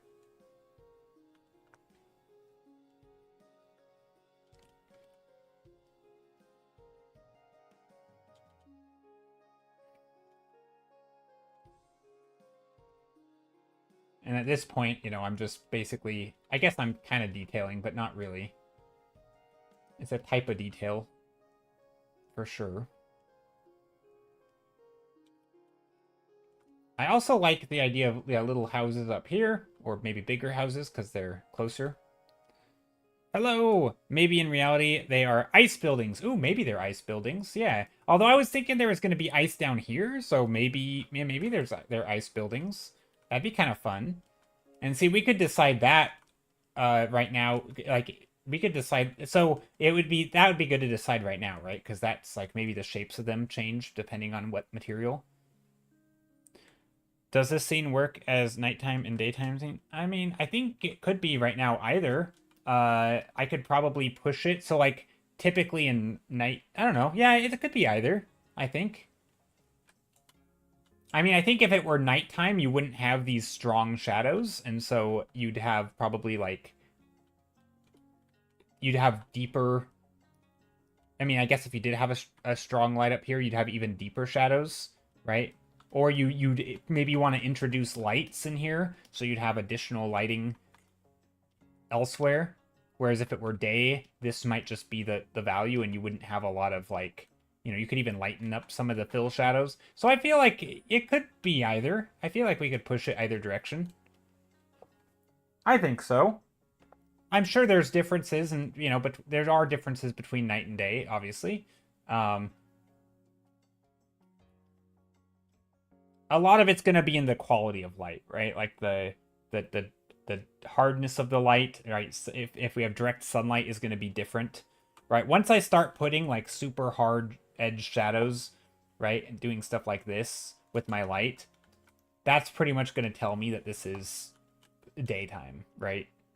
Because you're just not going to get these strong light angles and cast shadows. Uh, Omi, hello! Hi, Omi. Hi, seems like someone took my award today. Someone did take your award. You are so late. You are not so late. But second person on YouTube today, so hi. Hope you're doing well, Omi. Anyway, how is it going, Joe? It's going well. I'm starting in some grayscale. Starting in some black and white. Painting some big old castles. Maybe this one's on a cliff encased in ice. I feel like there's ice all around here. So we can find some references in a moment, or maybe later, of icebergs and maybe glaciers.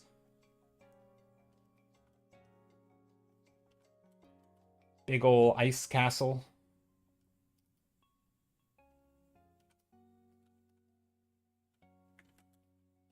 Yeah, maybe these are big ol' icebergs up here. Now, there are some things like this that I'm trying to figure out, like, how do I make this shape in the foreground mesh with the shape back here? Do I put this a dark shape back here? Or do I bring the light shape back here also? I'm not really sure. Also, can we see the tops of these?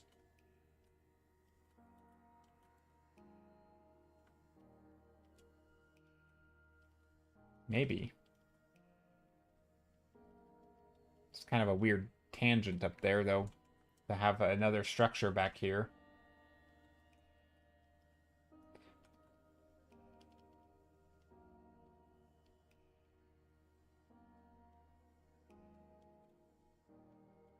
Hmm. Yeah, this is kind of a weird, like, profile view kind of thing. I feel like the angle's a little off. Um,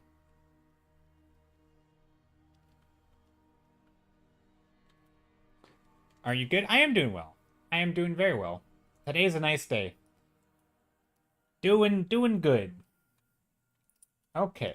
But yeah, I'm trying to yeah, it's pretty chill. One of the reasons I'm painting castles today is because I think they're fun. They're like kind of my comfort food for painting in a way. Also, that didn't look good. Hold on. Yeah, I think like big epic fantasy castles is just one of my favorite things to paint. But there's also like even when you're painting your favorite thing, you can still push the shapes. Like I've done paintings like this before, but I don't know if I've ever done anything quite like this before. Now I'm gonna go on in here with like an overlay. Maybe nice bright blue sky. Again, I kind of decided that earlier with the values. Um, Typically, if you're gonna have a darker gray sky, that's going to be like super bright blue or nighttime, right? Kind of like we were talking before. Because blue is oftentimes not a super bright color. So it's, if we had like a white sky, right? If we start our values out like this could never be a bright blue, right? Not really. Unless you're doing like a no-tan type painting where you're just using like 2 values, then sure, this could be a, you know, you could have your white in your painting could also represent blue because it's the sky and it's technically light. And so you could represent that. But most of the time when you're doing like value paintings, and if you're actually adding, you know, different values for the foreground, midground, background, the sky is going to try and be relatively the similar value to what your color is going to be. So in this case, like a blue or a gray, right? It could also be a grayish blue like this or something, a little dimmer. But in this case, I want it quite blue. So yeah, that's my thought there. But we do have like, we're thinking icy, so maybe we push the colors into like this realm. And I'm kind of going wild with the colors, but that's fine. I'm just doing a light overlay with all this blue.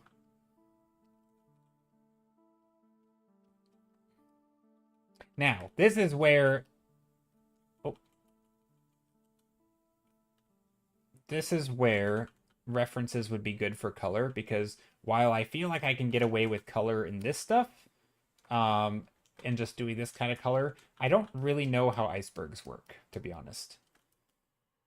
So let's find some images, reference photos of icebergs.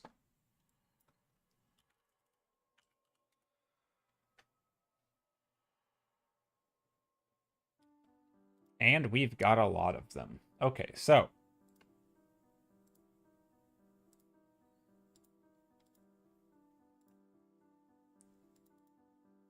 I'm going to sound like a boomer for a moment and just sound like I'm a super old person. But isn't it cool? I mean, I realize, you know, image search is like being made worse and worse because of garbage AI images. But isn't it still cool that you can just type a word like iceberg and see hundreds of thousands potentially of images of icebergs? And like, that is crazy. Like, they're just like, you know, I don't know, 30 years ago, that was not possible. And now we've gone from seeing everything, all these images, to now, like, the images aren't even, like, real. Because now they're all AI. It's like, in the short span, we've gone from literally, like, seeing things that you may have never experienced in your life at all. Like, I've never seen a real iceberg. Maybe someday I will, but probably not. And, like, and now you just, you know, so it's wild. Like, it blows my mind when I think about it. And I know that makes me sound so old and boomery. Like, oh, isn't the internet amazing? But like, it's kind of amazing. Anyway, just throwing that out there. There's also, that's probably AI.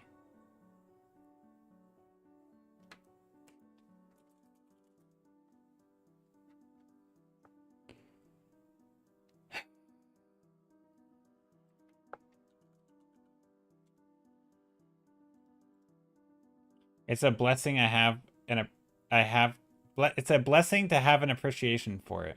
I mean, yeah, to me it's like it takes some like reminding yourself, kind of like we were talking about with like, you know, thinking back to when you were a kid and how you probably didn't, or just not when you were a kid, but like when you were in school, right? And you read something and then you were tested on it, and how you didn't probably ace every test without any effort. Like you actually had to reread things or take notes, and like, and nowadays we watch a video and we're like, I got it. And like, well, you probably don't, right? And it's just a different perspective to like, you know, try and make yourself think about it in a different context. And I don't know, I like doing that. It makes me happy to like think about things in different ways, and makes, I don't know, I like doing that. Let's see, ice iceberg.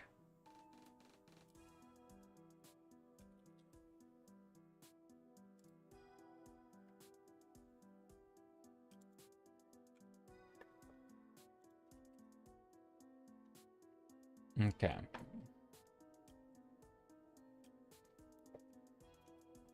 Is that real? What is this? What is that? What am I looking at here? Is that AI garbage? What is this? It kind of looks like a boat, but not really. It's also very low resolution. Is this real? Hold on. I need to find the source.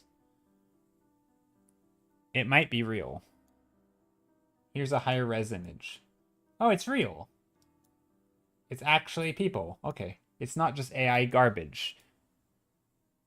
I thought that was AI nonsense. This is from a place called Quark Expeditions. It's pretty cool.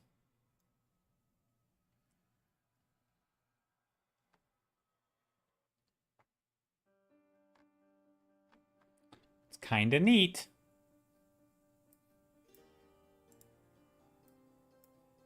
Okay, but I do like these colors are neat. The place is called that? No, the site. I'm on a site. It's called A Polar's Explorer's Guide to Icebergs. I don't know where they are. Quark passengers drift by a giant iceberg on a Zodiac excursion in Antarctica. So they're somewhere in Antarctica, and they're on whatever is a Zodiac excursion, I guess.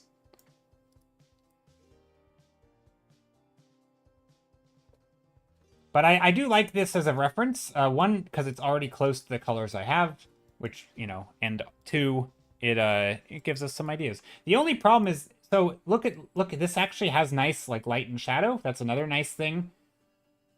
So here, let me bring up this. That is a good reference. We're just gonna stick it off to the side there. And then, so now I can do some minor color adjusting. So I don't want to go too bright, right? But I do like that that is a little brighter. Right? We could go a little brighter. But I don't want to go so bright that it ruins the values. The water is actually quite bright. Oops. There we go. The water is quite bright. This stuff is also quite blue. Still is the darkest part, so that's good.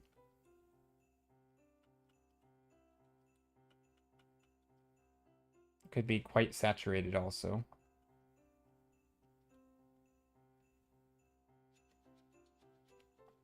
And again, I'm not trying to make it exactly the same color because that is not important.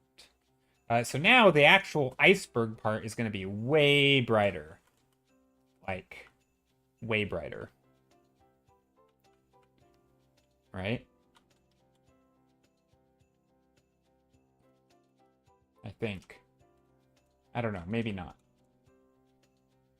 Now, is this all iceberg or is it just ice up on rocks? I don't actually know. I don't think so. I think it's going to be on rocks. So let's maybe we keep these relatively gray and maybe we even push them into like the brown territory.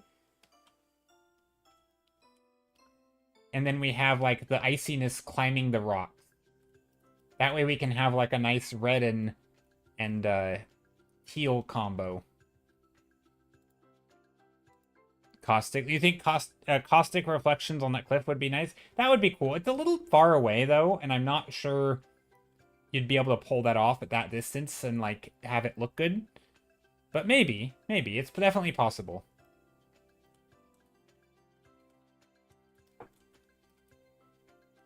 I'll have to think about it. I'm not sure how I'm going to pull it off. Things at a distance though, I feel like you aren't going to see that kind of detail. Maybe you could. I find that's a struggle that in art I constantly have is like the desire to do the thing that is cool and versus like what is good for the image, you know?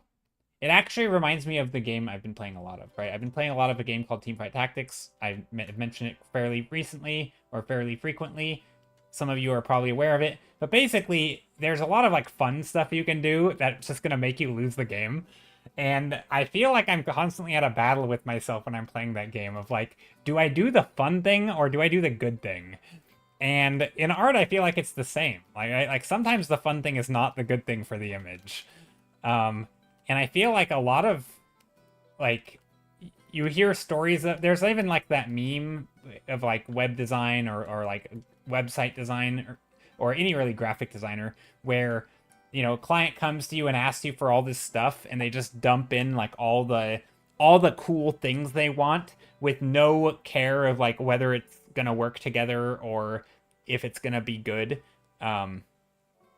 So like it's gonna be like just throwing all the cool stuff basically at the wall and hoping that it ends up looking good. It's like it's not gonna look good. But maybe the caustics would be cool. I don't know. I don't know how I would pull that off at this distance because like this is pretty small scale.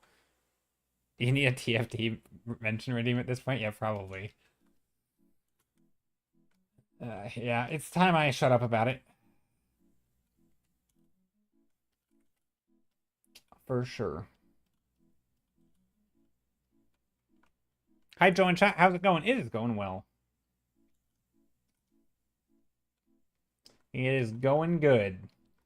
I am painting and rambling a little bit. Oh, did I mention, guys?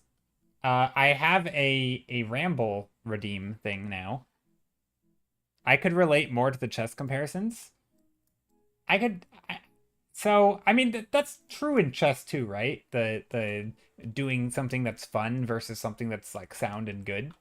Uh, right? Some stuff is just like trying to go for quick checkmates and hoping your opponent messes up. Like it's always fun, but if they don't, it's probably not good for the long-term game plan because it's sometimes it puts you in bad positions and all that.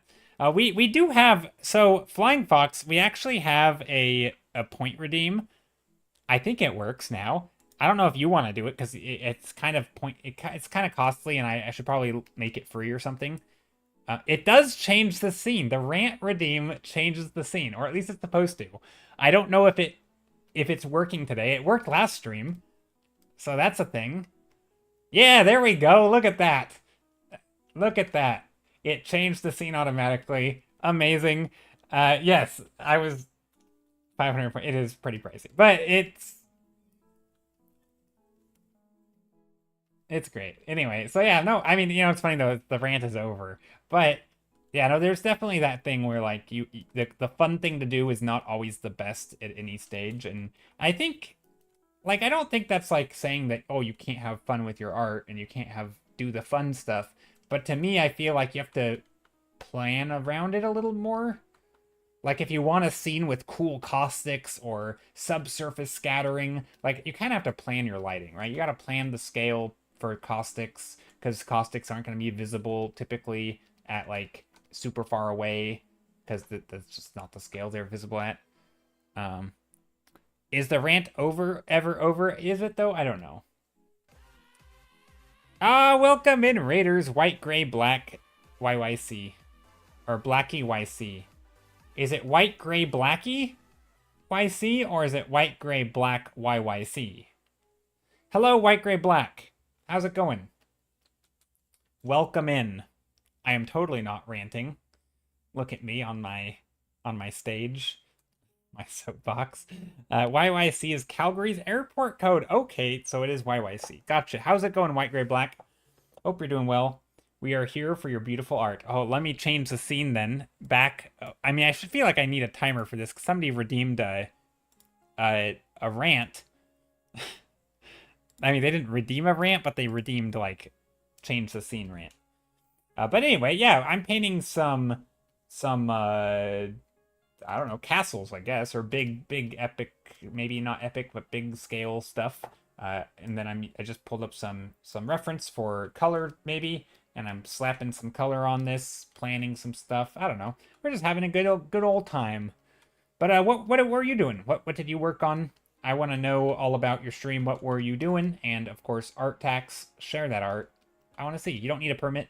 Hi, Just Fiction. Hope you're doing well. The Q Continuum. Hello. Don Darkzony. How's it going? Hope you're doing well. But yeah, my name's Joe. I paint a lot of environments. We do a lot of rambling on stream about various things, mostly art-related stuff. But we also do a lot of...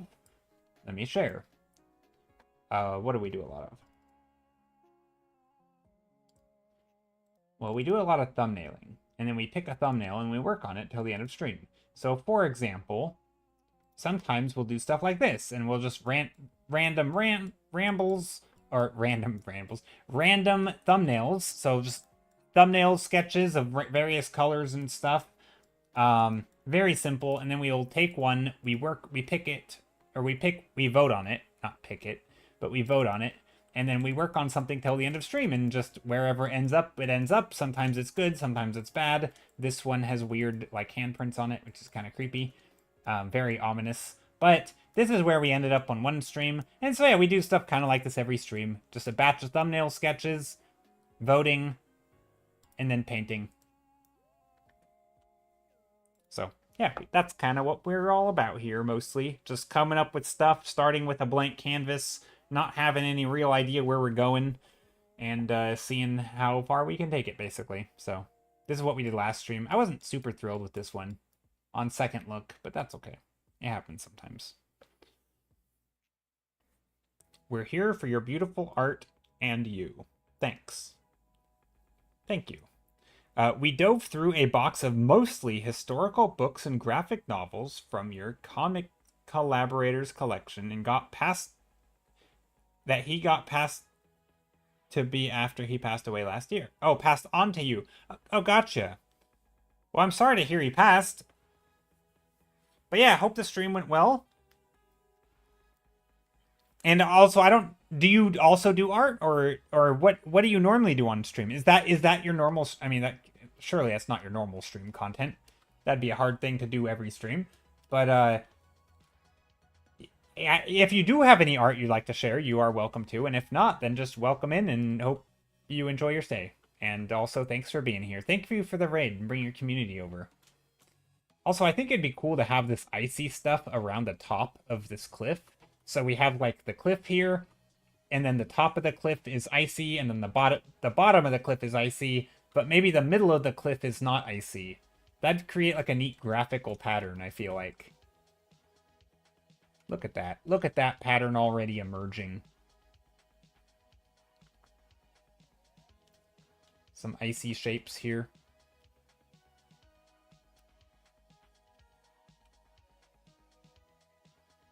Stuff like that. Kind of neat.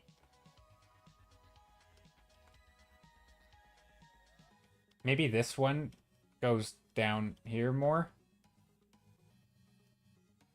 Double layer here.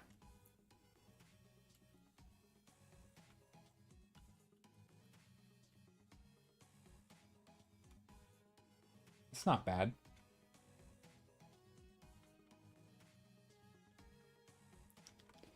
There, that's kind of fun. I like that shape, actually. I'm pretty happy with that one. I've still got to figure out what's going on in this background here. And then these buildings, Kath mentioned that they could be ice themselves. Maybe they are built of ice or snow. Maybe they're more like igloo inspired. Maybe rounded tops. Oh, I kind of like them not being that. I don't know. They could be ice.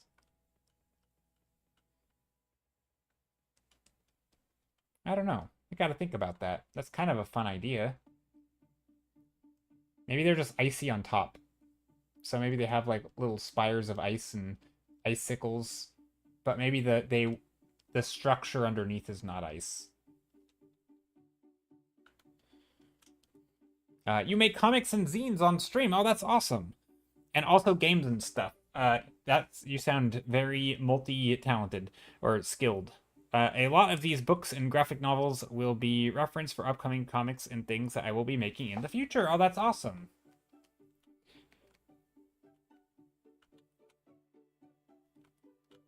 That sounds like a great reference and just like a library of a reference to have. Just like a bunch of comics that you can thumb through to see different, like how do they tell stories? How do they write? Or how do they, how is the art style different from various types of comics? And how do they do storytelling stuff? Like, I feel like there's probably just, it's so good to flip through that stuff. Sounds like a great reference to have. Storm Eagle, hello! Happy Thursday. Hope you're doing well. Okay, I like this painting. I think I'm about ready to stop this one and jump to the next one. I quite like it, actually. Yeah, I like that. Okay, let's do another epic. I don't know why I'm using the word epic. It's not epic. Large scale painting. Next large scale painting. Very zoomed in. That's the goal. So this one is not zoomed in, and so I don't know if I want to eliminate it. One of these days it will be in the voting. It was a redeem last stream of a 5-minute. Did we get a 5-minute thumbnail redeem this stream? I don't know if we did. I don't think we did.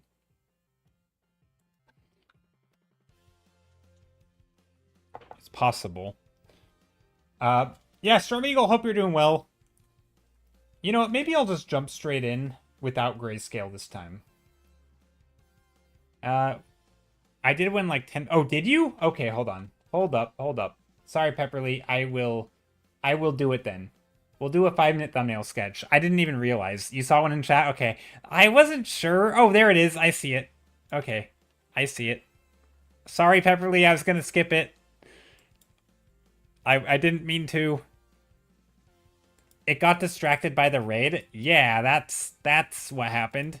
We'll go with that. I like that. Now I'm off scot-free. I am not held accountable for me not forgetting it, or for me forgetting it. Yes. Okay, 5-minute thumbnail sketch. So, I'm going to do a thumbnail very speedily. Speedily. Is that a word? Should be. Sounds like it. Blame it on the raid. Yeah, it's White Gray Black's fault. Blame them. Get them. No, no, it's not their fault. Thank you for the raid again, and anyone who came over. Okay, speedy. Yeah, I'm gonna do a. But I do want to make this kind of in the same vein. I want to make it pretty large scale. So I am gonna make some spires and stuff. But no, obviously I'm kidding. But people come and I turn everyone against them. Okay. You know what? I kind of like little bits of land in here. Just like shapes of land. Maybe we have a bit of green. And then we have like these massive spire type things.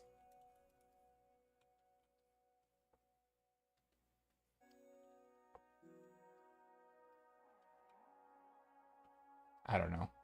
It's always fun to do that stuff.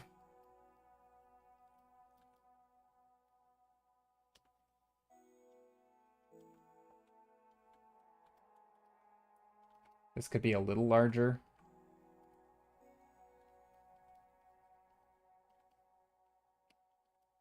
A little more shadow under here to really show the cast shadow of this place. And then we're going to maybe put the light on the backside. So like up here. Again, we could do like a bright materials. Or maybe we do like a bright, I don't know. I guess we could do like bright yellow. That's pretty common.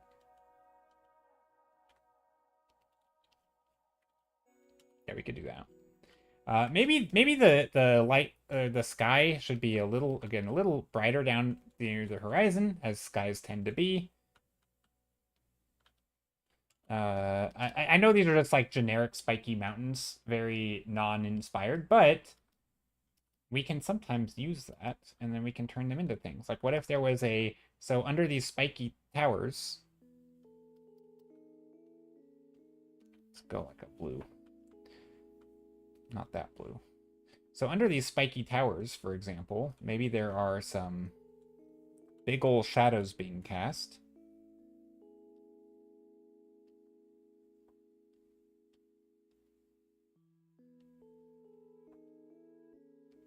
And so these are quite blue.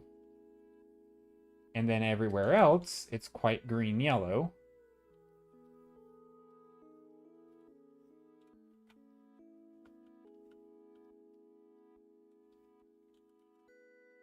Okay, well, I don't know what's going on with the forms there, but something like this. And then we can have stuff in the shadows.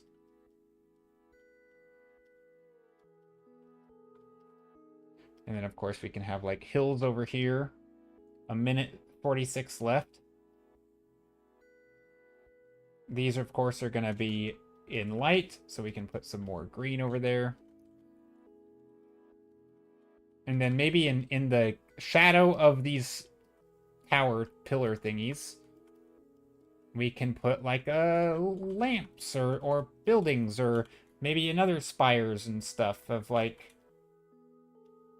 I don't know, shapes. Let's do shapes. Like, I don't know, triangles and stuff. Maybe like that. Maybe like a dark red or something to just kind of pop it out. So we have like buildings and roofs up in here, all down in the shadows.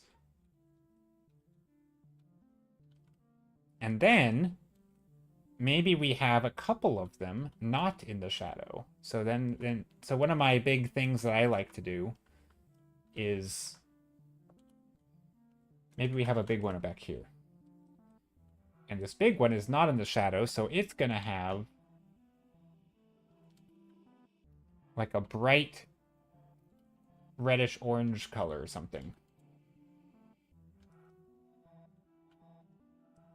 I don't know, like a little tent or something. Maybe that's too much. Actually, I don't know. That's kind of dumb. Anyway, there's something. And then maybe I'm going to do like a glow dodge, and this may not look good. And I realize time is running out.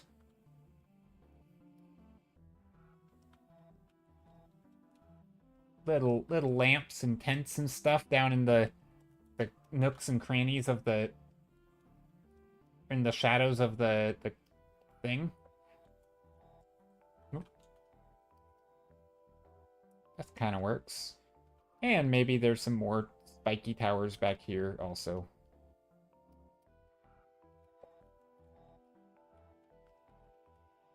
Just trying to get less of that. Anyway, I like that for a 5-minute thumbnail. It's not bad. Even has a little bit of storytelling.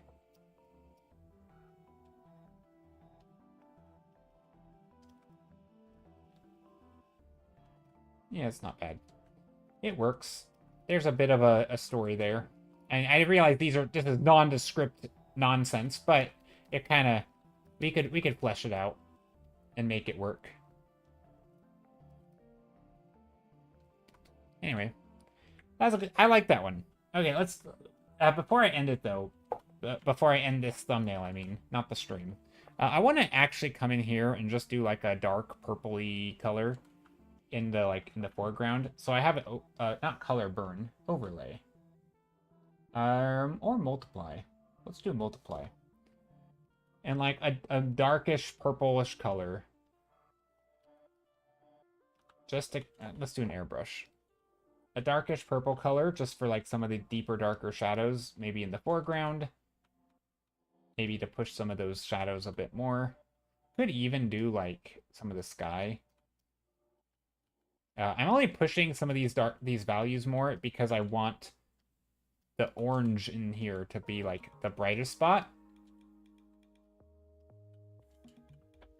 Although this is supposed to be quite bright, so maybe we do like a glow dodge. I don't know. Oh, that's not right. Big brush.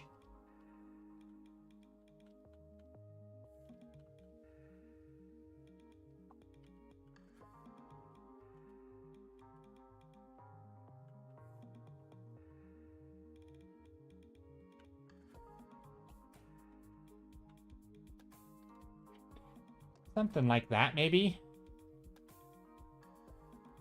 Hmm.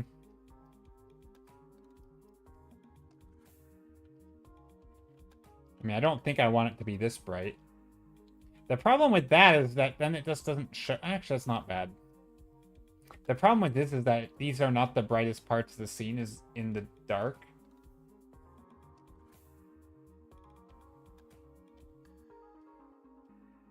So I made it darker, and then I made it brighter. So did the end result between this and this actually change? It did. It pushed the darks more purple. I don't know. I think I like it. Okay, now I want to try something. What if I do a similar thing with color dodge here? I don't think this is good, but I do want to try it. Just fill up this scene more, make it brighter, make it feel like our eyes are being melted by the sun from the reflections of the snow. No, that's not good. Now we could do a similar thing though and add a little bit of brightness everywhere, but most importantly,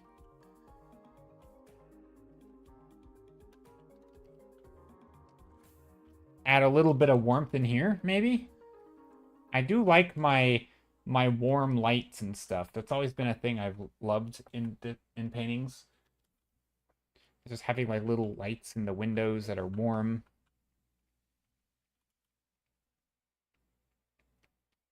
Not that they would need lights in the windows, but maybe not. Or down here. No. I don't think we need it. Anyway, that's kind of fun.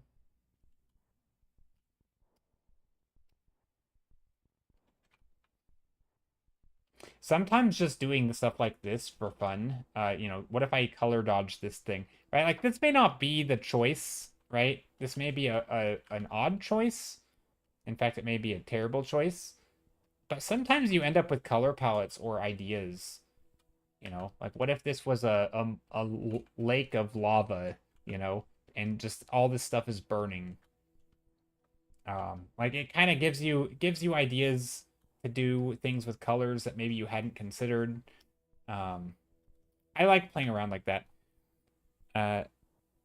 Assad Goku on YouTube. Hello. Third YouTube chatter of the day. Do you know Thomas Kinkade? I do know of Thomas Kinkade, yes.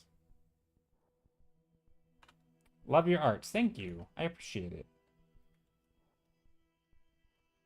I feel like Thomas Kinkade is controversial. What do I think of his paintings?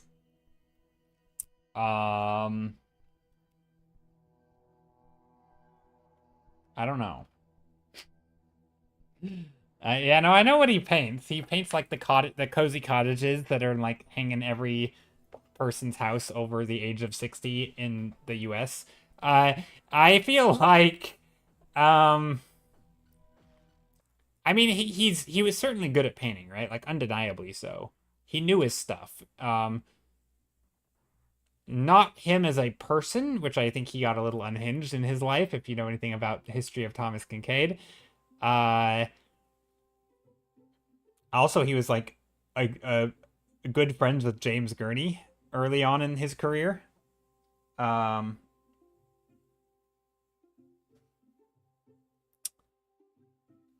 Chrissy says, God, when I was in college, he was huge, and the people who spent the most money on him were white suburban moms. Yeah. For sure. That was like a big thing. I mean, like, he definitely knew his marketing. Like, he made a business empire. I mean, he knew how to get his paintings into people's homes. Let's put it that way. Uh, I think his paintings have like a look to them where like everything is glowing and weird and like kind of high definition, like almost like an HDR glowing. I don't know.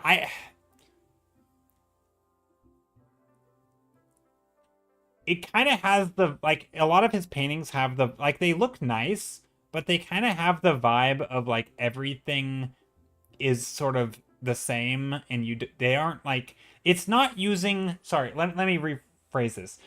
I think Thomas Kincaid's paintings, for me, it's not, it's just about like pretty paintings, right? Pretty cozy cottages, good puzzle motive. Yeah, they'd be good for puzzles for sure. They don't have like he's not telling story through light and shadow, right? He's not telling story through composition. It's more just like, here's a really pretty cottage. It's idyllic looking. I mean, it's kind of similar to the stuff Bob Ross paints, right? Like subject matter wise. I mean, Bob Ross does more mountains and lakes and not cozy cottages, but it's kind of just like, here is a mountain, right? Or here is a cozy cottage. And it's, to me, it doesn't say much more than like, here's a pretty picture, which is totally fair, right? Great for in your home. Yeah, he's very home decor, but I don't know. I don't hate his stuff. I think as far as like Christmas paintings, I think he's in some ways changed how people view like what they think of as when they think of holiday paintings, right? That cozy winter vibe that I described. I mean, he's played into that, and he's probably influenced even my perception on like that cozy holiday vibe, right? Like you bundle up in a cozy house in the dead of winter, you have that warm light shining through on everything. Like, I think he did a lot from that. I'd say his paintings look like AI. I mean, AI probably looks like his paintings, but point taken. Yeah, they do. They do look like that. I agree. I completely agree, Drufzilla. And I don't think it's, like, bad. I don't know.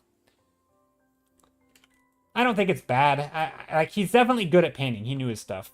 Okay, anyway, so, Asad Goku on YouTube says, you're already professional and you should try different methods for your growth.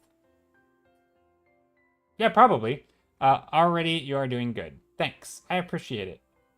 Can I watch this live from the start? I think so. Yeah, I think so.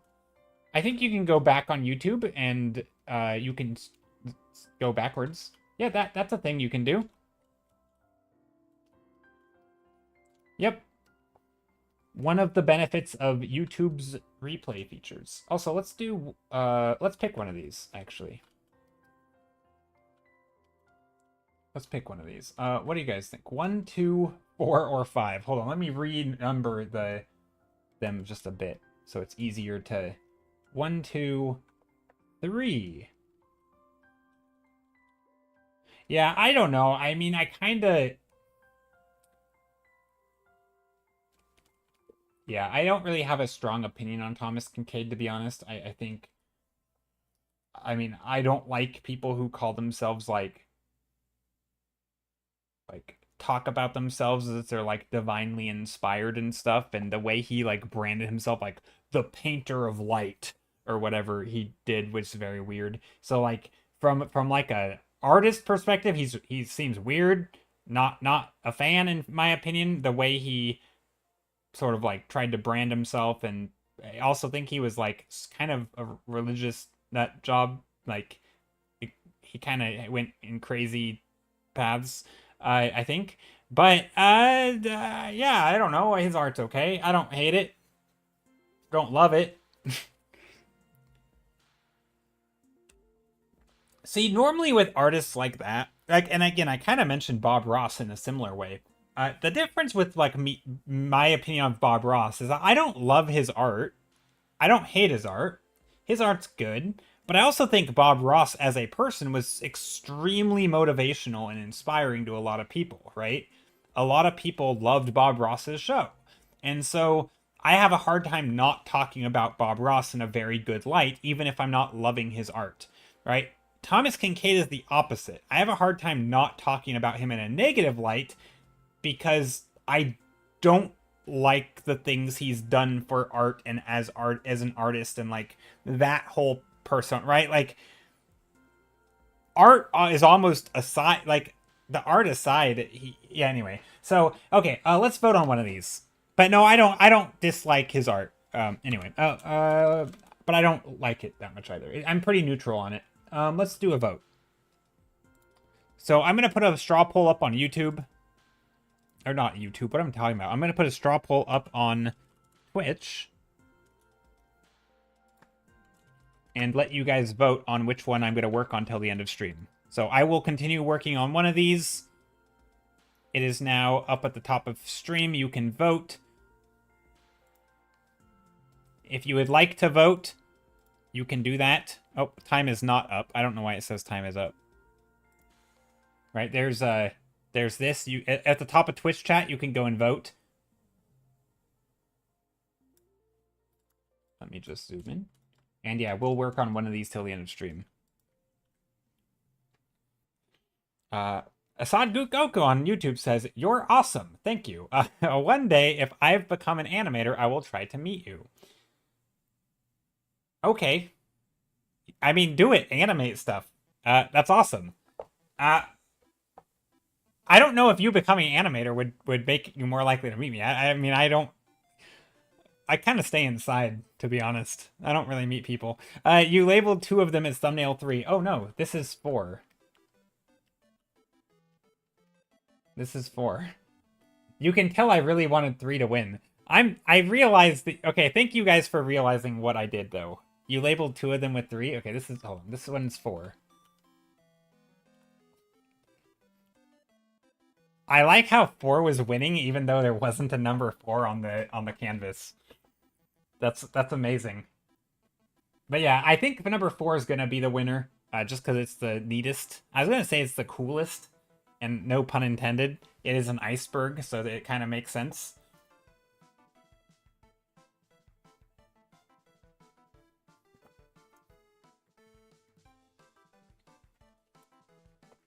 But yeah, I think for number 4, we can really push the scale of some of this stuff and make it smaller and more interesting with the shapes. Also, I don't know what these little orange spots are. They don't really need to be there. We can kind of snuff those out. I kind of just had them sitting there as an artifact from randomly color dodging stuff. But yeah, this is a good time to stretch and save your work and all that. Joe trying to rig the votes. You know me. You're voting for 3? All right. Perfect. I saw it on YouTube. Are you... So, did you vote on Twitch, or are you just casting your vote verbally? Because I'm fine to add that mentally to 3. So if 3 becomes tied or it off by 1, then I'll just add the 1 and it'll tie it up or break the tie, if that makes sense. So I'll just add number 3 mentally. And that works. I don't think number 3 is going to win. I'm pretty sure 4 is winning. There's also not that many people voting. But if you would like to... Yeah, number 4 is just completely winning. At this point, I think I can just call the vote. But I'll wait. I'll wait the time. But yeah, I hope all you are doing great today. Hello, beautiful people, says Ronnie. Ronnie, hello. I don't know why I said it like that. Very serious. But yeah, I hope you're doing well, Ronnie. How is your day going? How is your week so far? Also, it's almost... For some reason, it feels like a Monday, but it's not, which is kind of nice. Because that means I have tomorrow off, and yeah. I showed up just in time. You did it. Just in time to vote.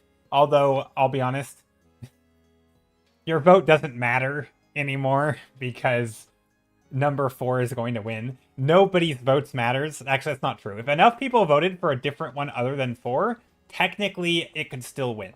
So, all votes matter. Everybody's votes matters. Please get out there and vote.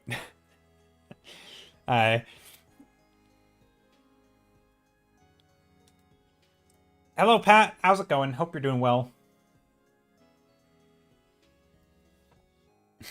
Okay. I'm going to save this real quick. And then I'm going to save it again. Oh. Don't mind me. Just... Don't mind me. Just showing my screen. It was already chosen. Yeah, it was already chosen. Number 4 is just crushing it. Okay, that's good, though. It's nice to have a almost unanimous vote, because then I don't feel bad about just, you know, working on the others, you know? Or working on number 4. Like, I don't... Sometimes when it's tied, Like there's more people total that voted for other ones than the winning one. And so that always is weird. Okay, so what I'm going to do, I'm just going to stretch my canvas, make it nice and large. And I realize this can also stretch the painting, but that's okay because it's already very blurry. So now we have a 2000 wide pixel canvas. We could even make it a little bigger if we wanted, right? We could come in here. What is your canvas size? Canvas size right now, I just made it larger. It's 2500 by 1300. But I might make it even bigger. Because I'm gonna start detailing it. Maybe I'll make it 4K. I don't know, 3K. I don't know if my computer can handle this, but we'll try it. There. And right now, it's obviously, I made it very pixelated and very blurry, but that's okay, because this is just gonna be the... Like, we're gonna basically do an overpainting. So, let me close these. So yeah, so now when I paint on it, it won't be blurry anymore, right? We can crisp it up. Look how much nicer that edge is, right? These were very blurry because we made it large, and these are much more defined. So now when we go back over and we start deciding what shapes we want things, it's okay. And also the nice thing about this is, like, if you're doing a painterly look, like, oftentimes backgrounds get quite blurry, and so it's okay that it's a little blurry by being scaled up, because that's not really the focal point anyway. So this is also the time of the painting where, do you stream in multiple networks at the same time? Yes. So if you're on YouTube and watching, so my main stream is on Twitch, twitch.tv/jstiller30. This is where my primary stream is.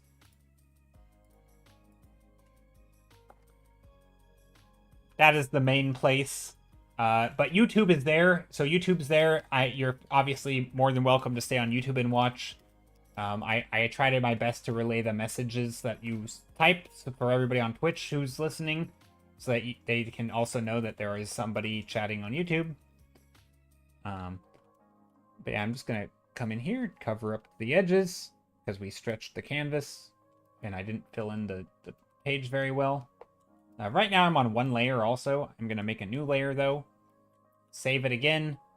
And then before I start... So I do have a reference, and this is the time where I think going out and gathering references is really useful. It doesn't have to be exactly what you're painting, which mine is not. These are just random icebergs. This is not a random iceberg. This is a mountain covered in ice, or like... But I could even do things like type in... Let me see this. Like, rocks covered in ice. I don't know. I don't know what that's going to give us, but we'll see. Or maybe cliff. Cliff covered in ice. You know, I don't know. Is this real? That doesn't look real.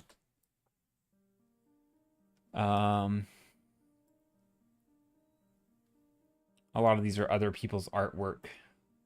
Oh, here's one. So like this, for example, this is not ice so much as stone, but this is nice for especially like these top areas, like right here, right? If we wanted this stuff, right? If we want this stuff to be in ice, it's kind of like this, right? Like we have some of these icy parts, you know, covering it. Maybe we have little ledges down here with little pockets of ice sitting in here. You know, maybe we make it blue. You know, just little bits of, you know, like this little area. Can you see? I don't even know if you can see my screen.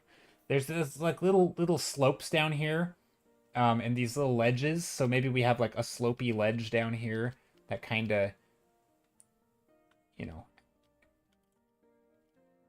cuts out here, and then we have like these little bits of snow here. I mean, again, it doesn't have to be the exact same, but this can be a nice reference to just sort of make some interesting shapes in the snow and ice up here to kind of carve out the mountain and make it look like rocks. And, you know, maybe remembering that some of these rocks could have, you know, some horizontal shapes to them.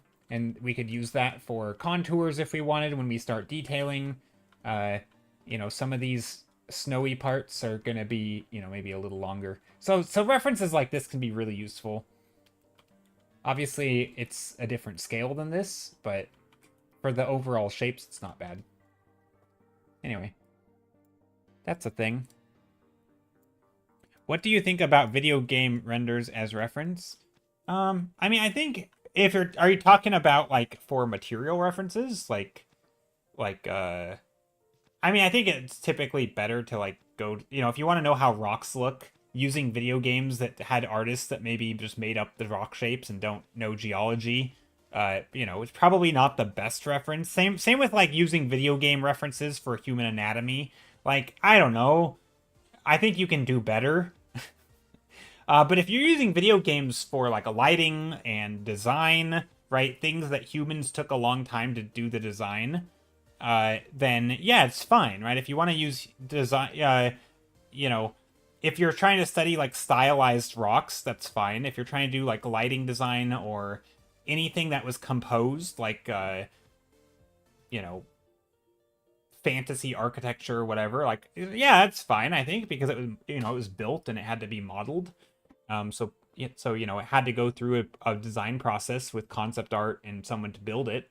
So, you know, it's probably some of the best for like fantasy architecture because it's stuff that you can actually walk into, right? It's not just here's a cool looking shape that is can never be constructed. Like at least in video games, the buildings are to some degree built and constructed, and so yeah, I mean, I think video games and anything designed by humans has value as references, but generally if it's like is this thing built? You know, what is the anatomy of this thing? Is this a realistic tree? Those things are better off just going to the source material.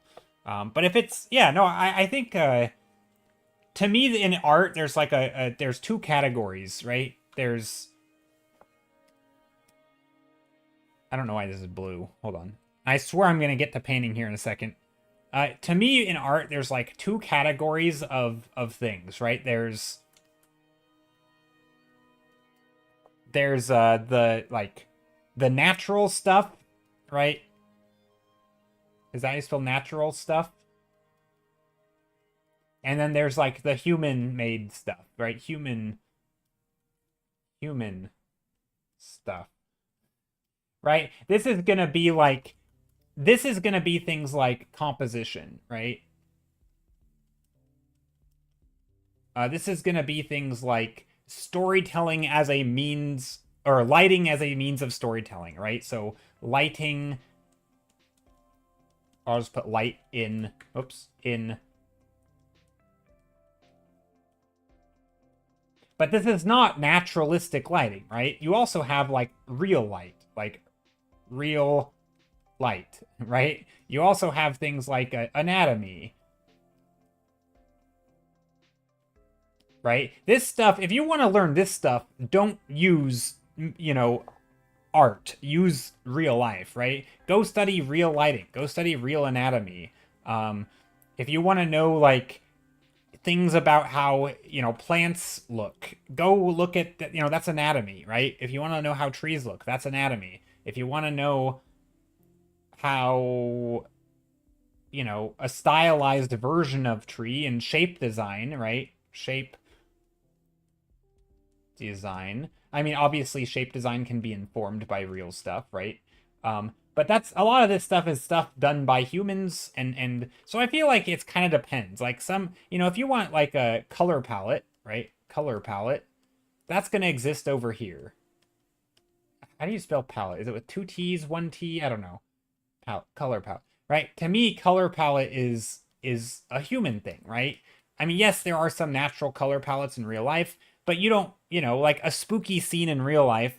Like, what does that mean? It just could be nighttime, it could be daytime. Like, that's nonsensical. But if you want to know the color of a spooky scene, well, humans have kind of, you know, they've built some language around that. So I think a lot of stuff in art, you know, don't try to study anatomy or the structure of things. Like, how do rocks really look? Don't go to video games for that, right? Video games are made by humans. Study the human stuff from that, right? Anyway, so yeah. Hey, Omi, Joe the teacher. Today we can see people on YouTube. Yes, there are people on YouTube. It is very rare. And thank you for all the lurkers, and same for on Twitch if you're lurking, and thank you for the follow. So yeah, I think it really just depends. Like, I don't have any issue with using games for as study material or movies as study material, but like typically for movies, it's like lighting and set design and composition is a big one, right? Composition in real life is like non-existent, kind of like composition is a human thing. It's you go and frame a thing, right? You can put that frame anywhere in real life.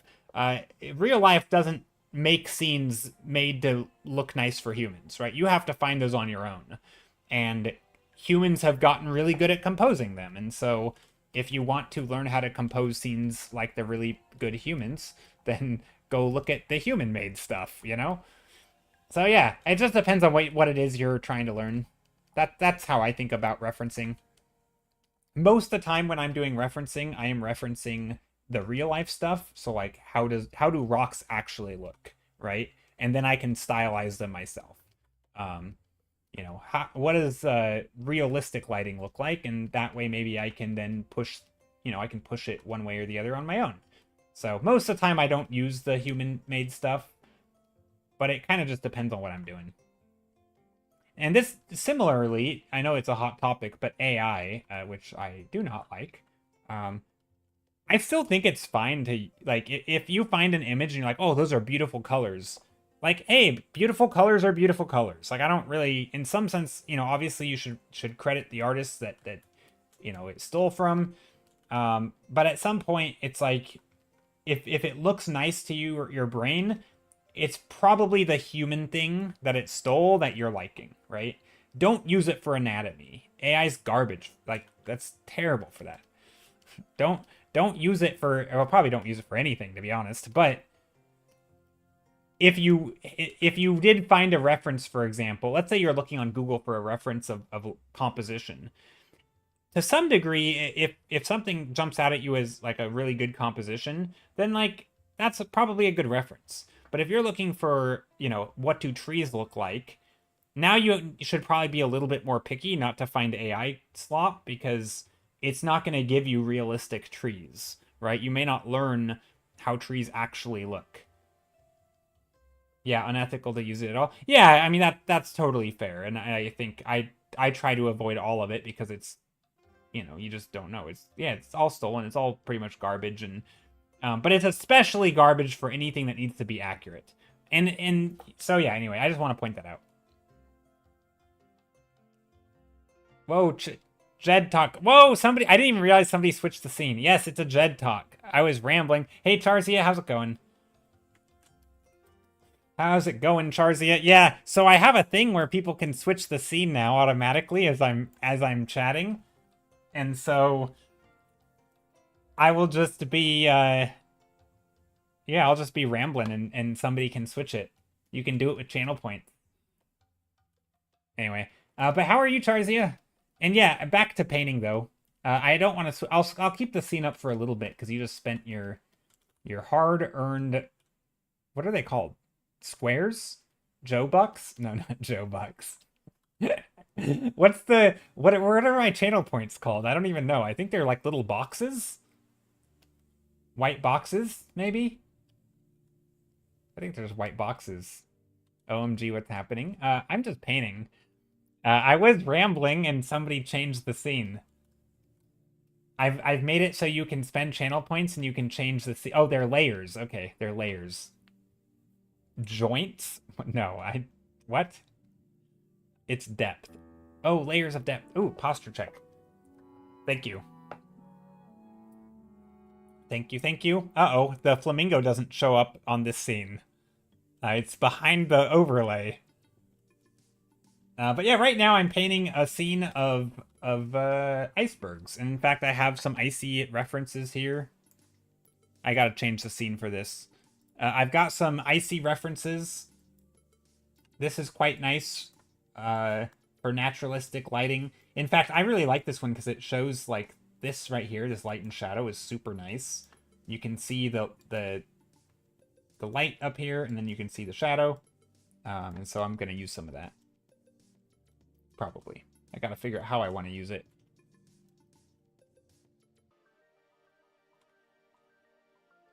Now, obviously not all of this is going to work, but some of it, like for example here,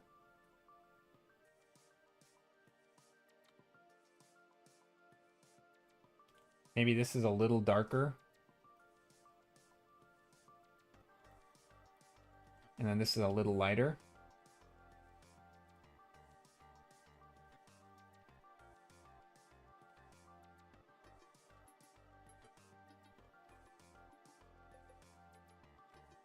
Now, again, I don't need to make this stuff detailed, but...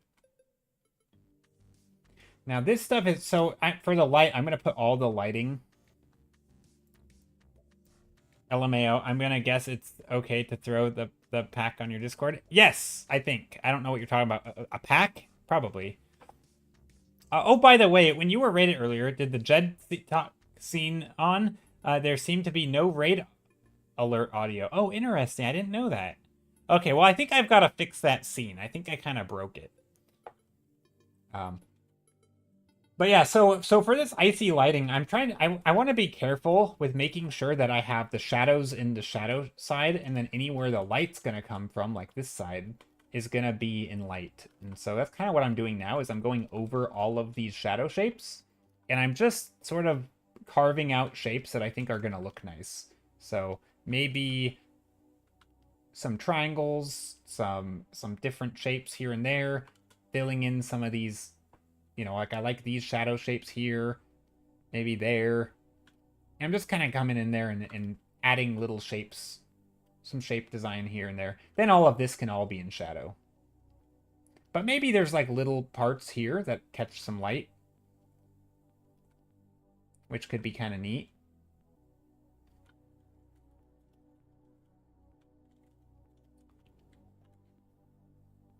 Oh, you said you were at a destination wedding and took over 1,700 photos of rocks and trees, and I'm gonna make it a free itch pack with the good ones. Oh, that would be amazing.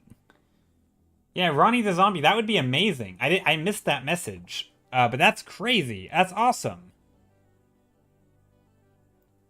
700 photos of rocks and trees and random stuff. That would be so useful. That is a lot of photos. That's awesome. We were talking about this earlier this year, actually, already, about how I have a tendency just to like Google search, and then I just find the first reference that pops up, and I'm like, it's good enough. And how some more like specialized reference packs by real people that are curated and taken is something that I think is just something I want to look more into, like going around my own neighborhood and taking photos and just being a little bit more nuanced and critical and building up that sort of visual library and sort of just your eye for different types of things, right? If it's architecture, just experiencing architecture on a slightly more nuanced level than just be like, I want a house, you know, into Google, and then Google will like give you a bunch of random unrelated houses of different styles and time periods, and you know. So I think it's definitely good to have those like custom reference packs. That's super useful.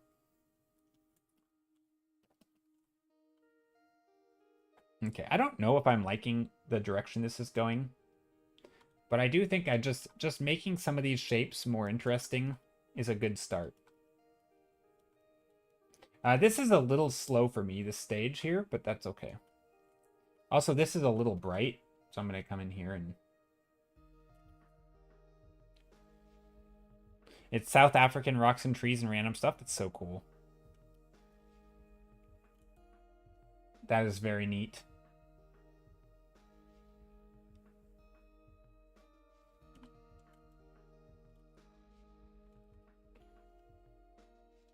Okay, so there's this. So now I'm thinking about like some bigger shapes. We have some smaller shapes in here. And I wonder if we can't do like... So this is pure... I'm going to make a new layer here, but because this is purely experimentational.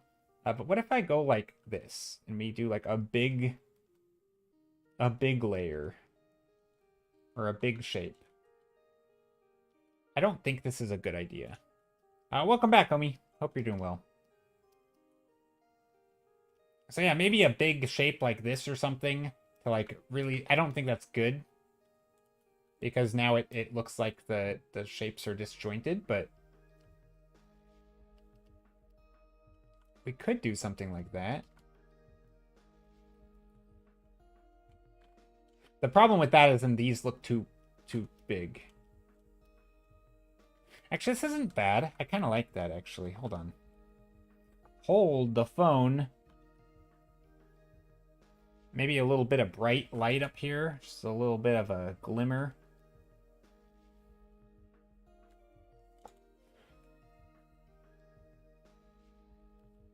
And in fact, some of these could have this. So like some of these lights...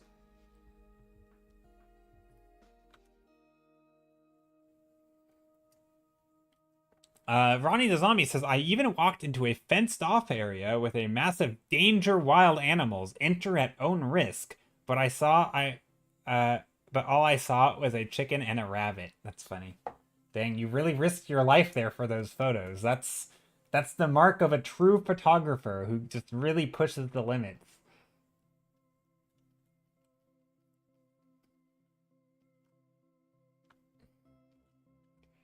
You are a daring person, Ronnie. No, you probably should have heeded the signs. I feel like if I was somewhere new, I would definitely heed the signs, even if all I saw was a rabbit. But fair enough. Okay, so what am I doing here? Now I want to play around with some of these shapes of the buildings a bit. We could go, like, stone buildings with the... so similar patterning to, like, the rocks. Weren't you scared of the chicken? Asks Zumax. Yeah, dude, those chickens, they can be vicious. Dude, did I tell you guys I got attacked by a deer once? Or an elk? Kind of attacked.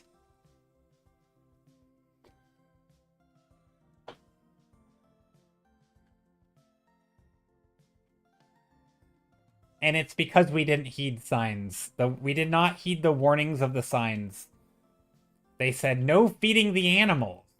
We were at gosh, what was it called? It was let me Google the place.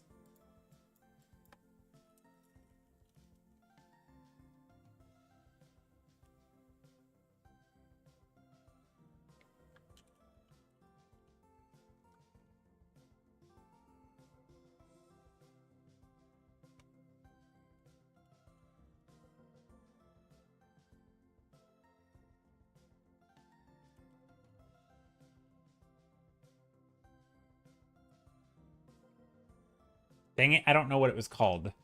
But anyway, we were at like a park. I was a little kid, but we were at like a we took like a family vacation, a camping trip kind of to, well, not really camping because we rented a cabin or something.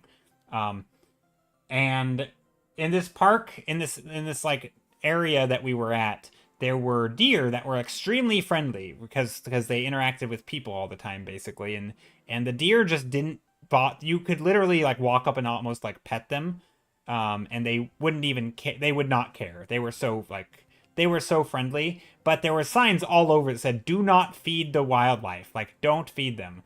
Well, me and my brother and sisters, we fed them. So we had a bag of marshmallows, and it was a hot summer day. You know, marshmallows were like sticking to your fingers because they were so hot in this bag, then they were melting. And I think we didn't want to eat them because they were too gooey. And so we were, pulling them out of this bag, and we were throwing them at the deer, and the deer would eat. The deer loved them. The deer were eating these marshmallows, well, like candy, and they were candy. And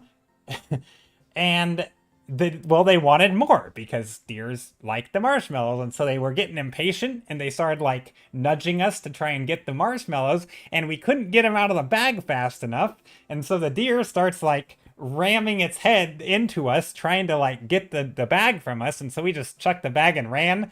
But like, yeah, that was pretty we kind of got like rammed by the deer antlers. It was pretty intense. So that was my story of being attacked by a deer. I know I'm not a very good storyteller, but that's a thing that happened. I don't think. I mean, we could have been in some danger, probably. I don't know. It was kind of scary. I mean, deers are massive compared to little kids.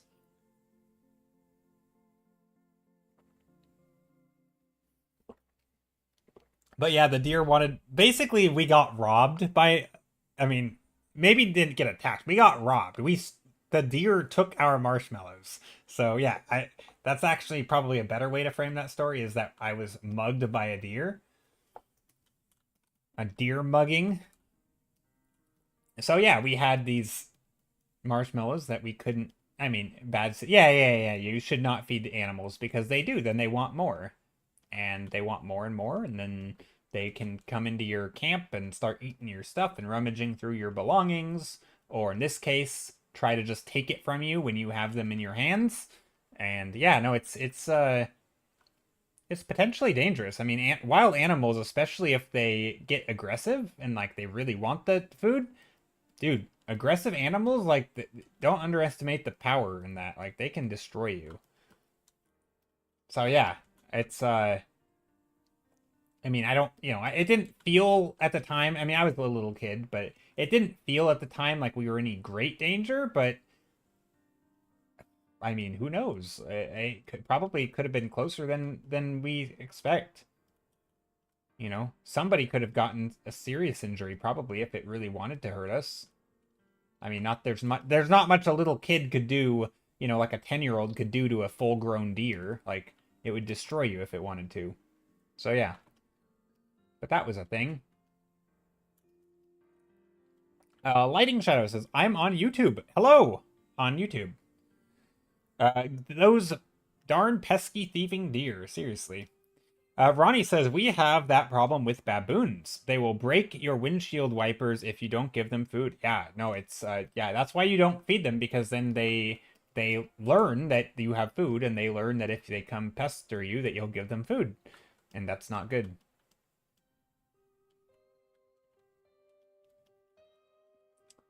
That is not good. They didn't get that way by not getting food.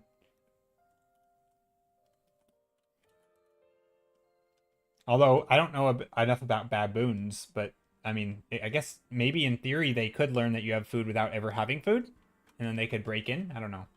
But yeah, that's scary. I don't know. Wildlife scares me. It's cool to look at from a distance, but I don't really want to interact with it, to be honest.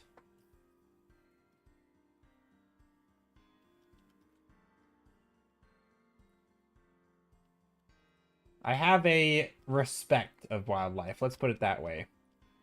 A fearful respect. A respect that says, stay the heck away. Don't bother wildlife. Even if it's super duper cute and you want to give it a pet. Don't do it. Do not pet the animals.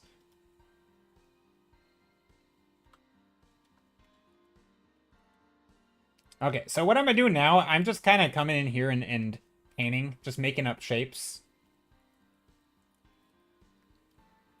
Maybe we do more spires on these buildings. That could be fun. How did the baboons learn about the humans' food source? I'll give you a wild guess. Humans. They taught them by giving them food.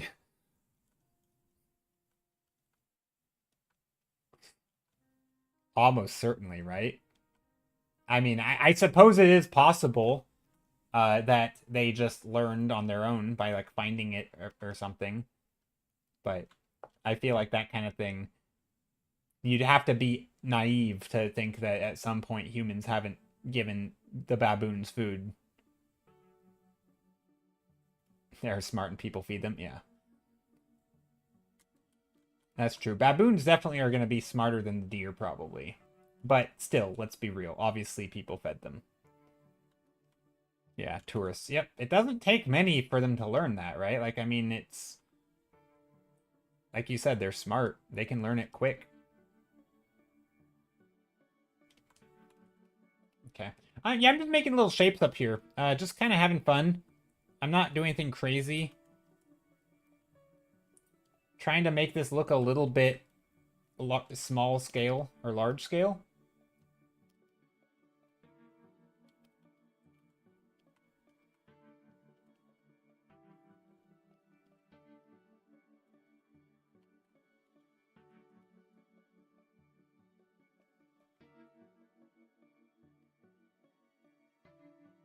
I'm trying to make some larger shapes here.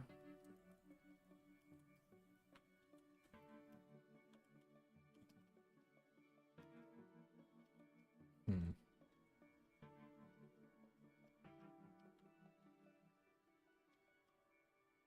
Like trying to make this like a double-decker place, right? So like there's not just it's not just one place, but it has lots of buildings, multiple stories. Kind of doing the Disneyland style where they layer, they don't make the floors the same height. They layer the things to make it your brain see like multiple stories. So you'd have like a story here, and then a story here, and then a story here. But if you were to count, you realize that this might only be 2 stories tall. So there's like a staggering, right? The stories are like only half shapes or half story tall, or not even that tall. But it gives the illusion of like big tall buildings and castles. I don't know if this is gonna do that. Maybe over here we put like a big building on the tippy top, like a lighthouse kind of thing.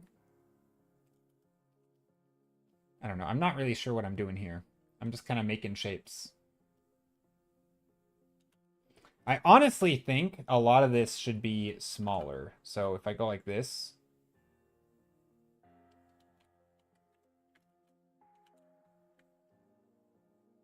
like that. I know that looks kind of funky, but this is gonna make the castle or the building or the landscape look a little taller.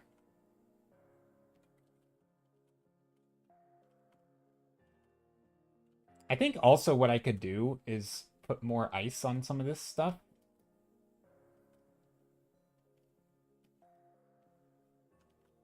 Like this.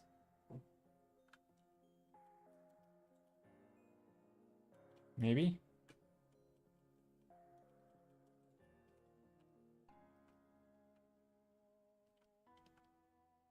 Trying to make like a...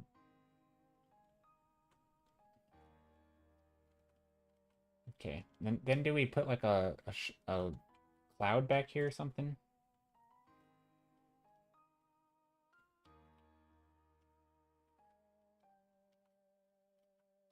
And then of course some ice on the tip here.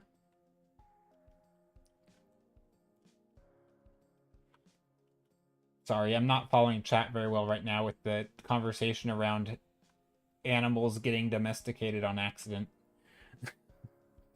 Ronnie the Zombie says, we also have a town where the residents live in harmony with the baboons. They literally come into the house and chill on the couch. One even brought her sick baby to a woman to see if she can take it to a vet. Oh, dang, that's crazy. The people there just said the heck with it and stopped trying to chase them away. Now it's a tourist destination. I mean, that's kind of cool, I guess. It's kind of interesting. It's certainly interesting. I guess I obviously don't have an opinion on it because I don't know enough about animals and if what bad comes with that, or if it's all upside. They're still dangerous though. I wouldn't trust them. Yeah, that's the thing. They do seem like it would still be dangerous, and also, yeah. And they probably don't have like the same sanitation practices that we have, and so like I don't know what that means exactly, but it feels like it might not be great.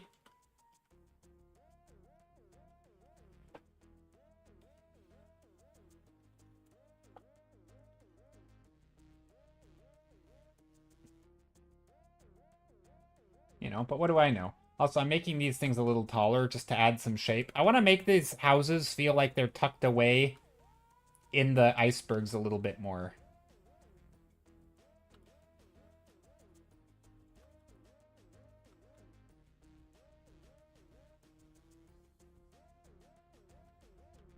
dirty monkey bums on your couch. Or I mean, even things like parasites or diseases. Like, who knows, right? Like, I don't know exactly enough about it, so I obviously can't speak on that subject because I'm not, I don't live in, around monkeys. I don't know anything about monkeys really, but I can imagine a worst case scenario for a lot of that stuff, and like feels like it's could be pretty not great. I don't know.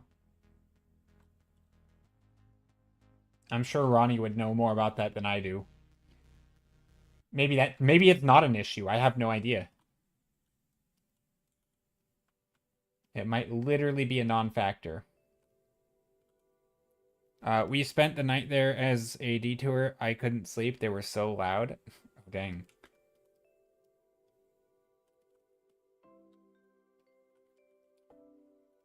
Bad quality sleep, man. That's no joke.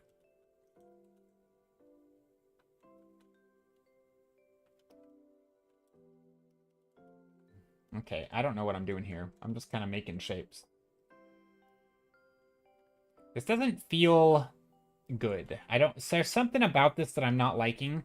I think it's probably like a design element type thing where we don't really have good design here of the shapes. Maybe I need to play around with this shape more.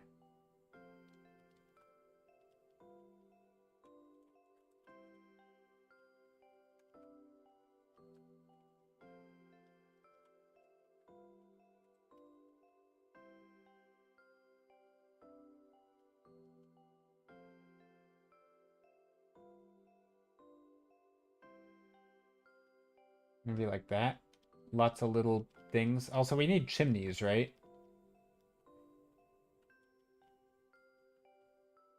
Because, icy things. Also, this is overlapped. I don't know. I'm not sure what I'm doing here. I'm kind of noodling on this, to be honest, and I don't like the direction it's going. I do like the theme, and I like the... Here, let me back up. Maybe I just undo. Undo a lot.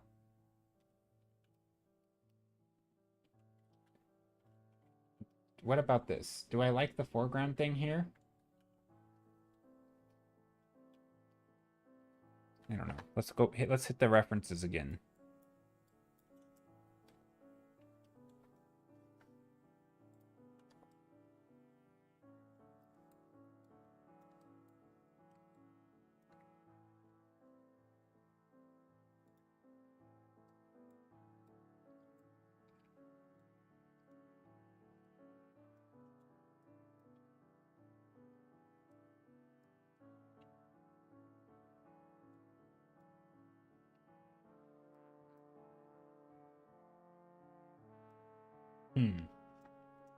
I think... I mean, some of this is cool. My only issue is, like... I think these spires make no sense. I think that's my issue here, is that these spires make no sense.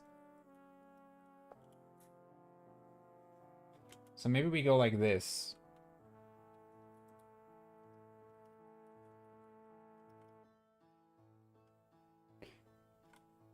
And then we bring in some of these darker lines here. And do, like, details like that. And then the smaller details over here.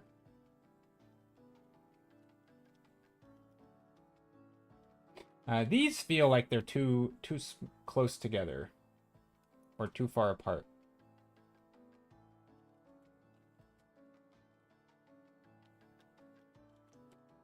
Now this feels kind of weird.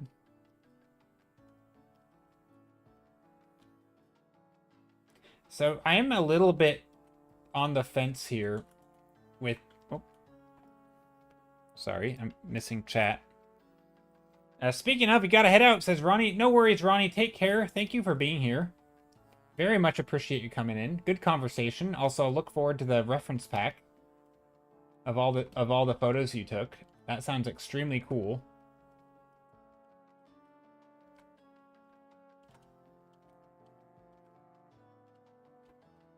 There, that's kind of neat. Okay, I like this. Hold on. I think this is actually starting to be cool. Also, this, with this, like, shape down here, we're starting to get some form. Okay, I don't know. That I feel like that just popped into existence.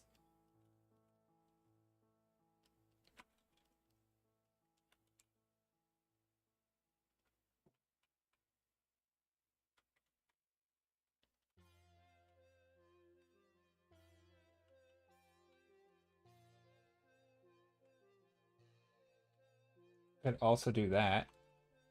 Little shapes down here.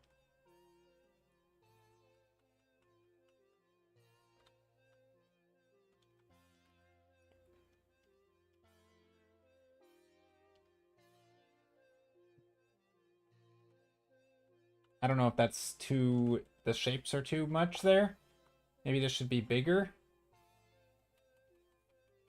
Or maybe this shouldn't be like that. Maybe this should just stay covered. And then this one can go like that. A little bit of a like a Pride Rock kind of thing sticking out there.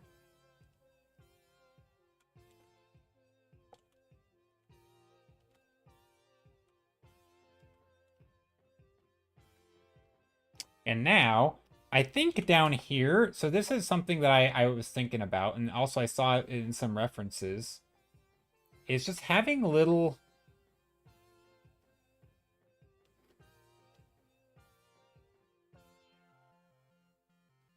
Like, especially around the edge here. Little textured floating island. Like floating icebergs. Just like the water and the rocks sort of breaking apart, floating on the sides here. I feel like that would be a nice little addition here.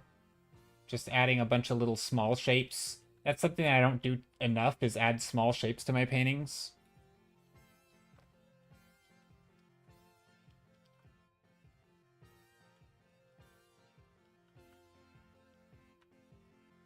And of course, not everything needs to be in detail, especially back here. It's going to get quite... it's just light, so it doesn't really matter.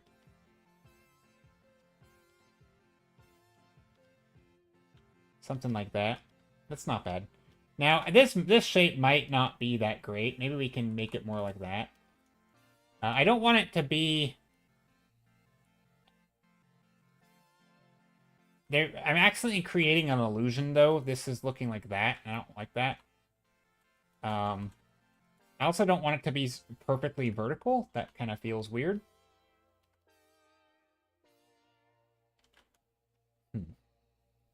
I don't know. I gotta think about some of this. But I am liking this a lot. I'm much more happy with this now than I was just a moment ago. What about this? Do we punch a hole in here? And we could go like that. No, that'd be kind of funky. Kind of funky.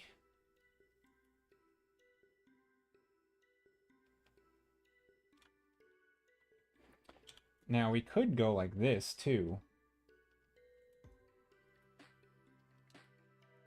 That's probably actually better.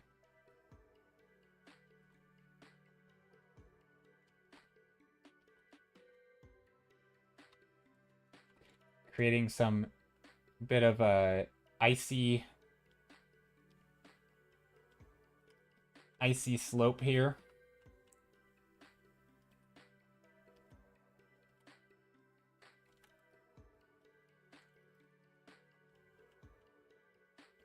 Sort of maybe like a little bowl that it's sitting in, and this is like civilization is in here. Little just things.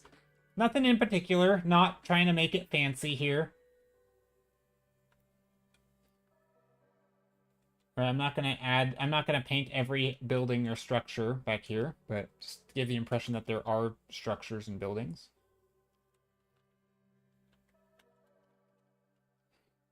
What else can we do? Up here, I guess we can just start doing some of the detail, maybe.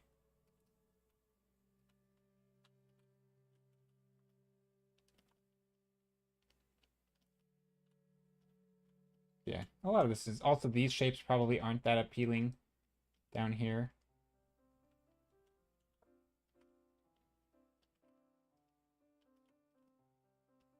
Trying to play with some light and shadows, or light and dark, I should say.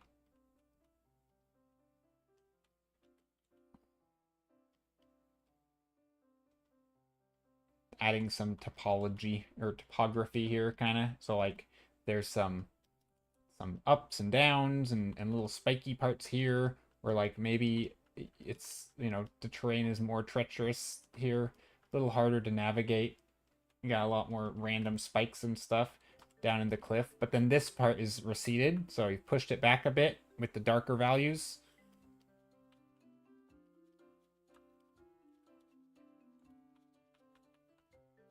In fact, we could even maybe come in here with like a multiply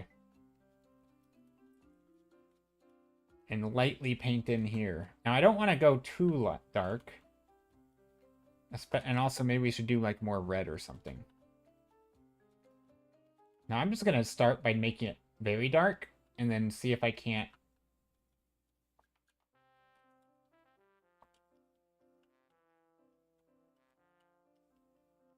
And then see if I can't lighten it up, you know, bit by bit.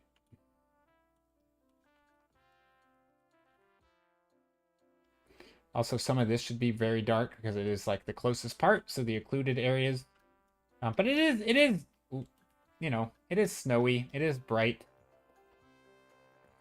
You know, most of the references I have, like this one, are very, very bright themes. So even in the background, we could probably gray some of this up if we wanted, and maybe keep the color to the foreground. Could add a little bit. Ah, thanks for the hydrate command. Thank you, thank you. I will get hydrated in just a moment. Right, so something like that's not bad, where it just creates like a white, almost like a mist over everything a little bit.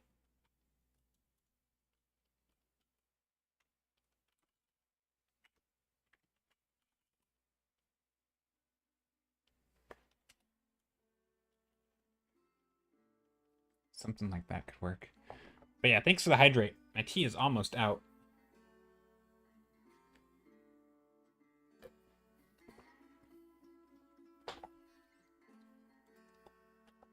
Okay, let's see.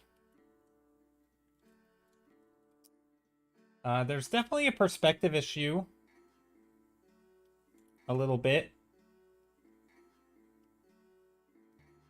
Like, what's going on here? That's the big question I have. I could bring a lot of this down. Okay, now I'm going to make a new layer and then I'm going to experiment. So I could bring a lot of this down and do something like... Maybe not like that. Like this. Where I do like a top thing that's like kind of tilted towards us.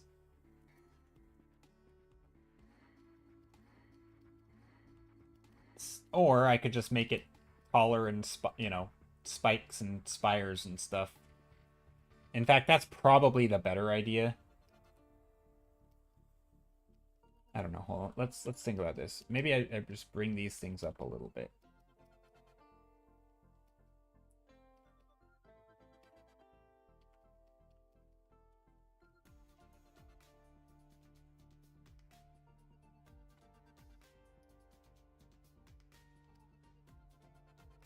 And then these could be...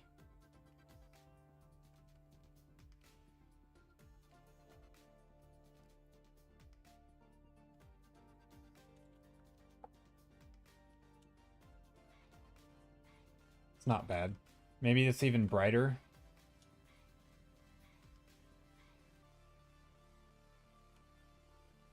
Now, I will say, I feel like we're missing a light source.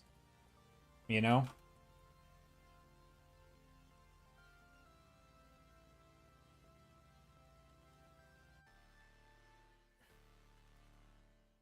Which is kind of annoying. Not having a light source here is just... It feels like a missed opportunity for a proper light source. I mean, I have a little bit, I guess, of like top light, kinda. I don't know. It's kind of weird.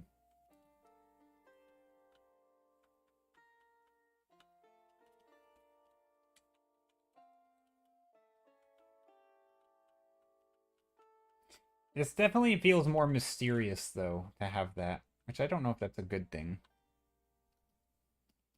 Hmm. Now, I do like the location here, and so we could do some, like, we could almost completely change it and do, like, a... Not completely, but, like, change it a bit.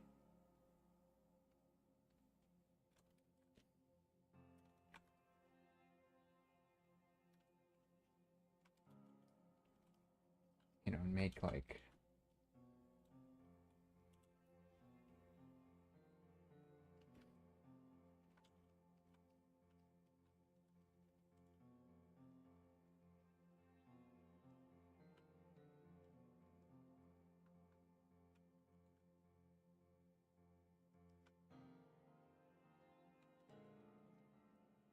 Stuff like that. Some fun...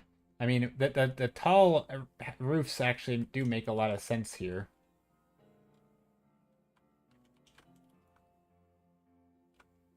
Right? These make a lot of sense because a lot of times when there's snow, you want steep roofs so the snow falls off because snow is really freaking heavy. And then if it doesn't fall off, it'll collapse the roofs. So tall roofs are good. Or steep roofs are good for this stuff.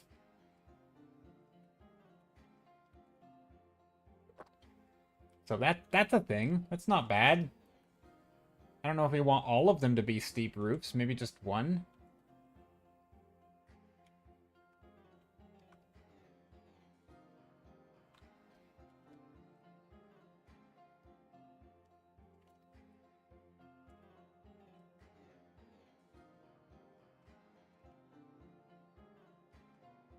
Something like that.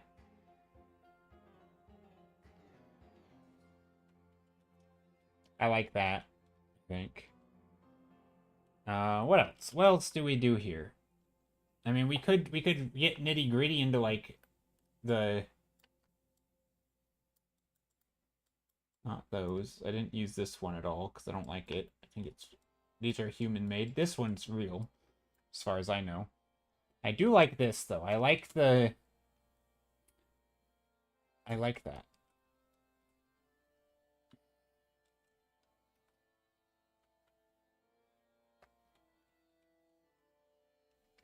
Now I do wonder, can I bring some warmth in here with like reds? Or is that gonna make it feel too...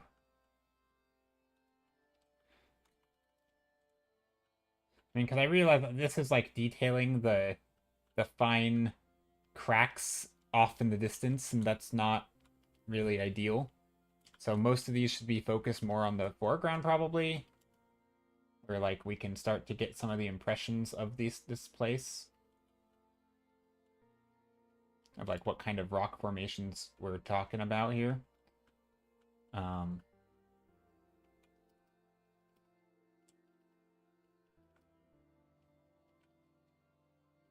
little icicles and stuff hanging down.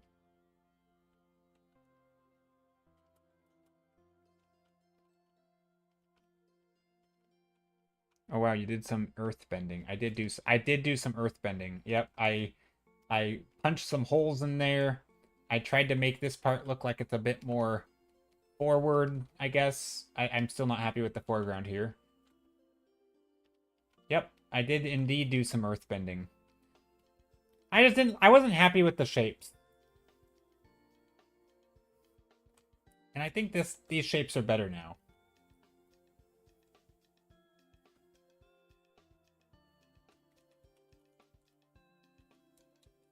You know?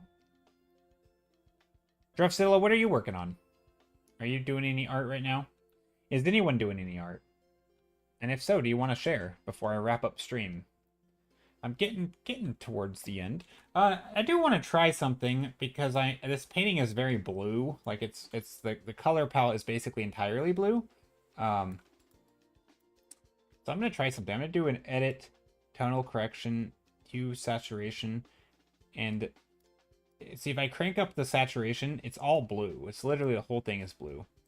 So edit, color balance.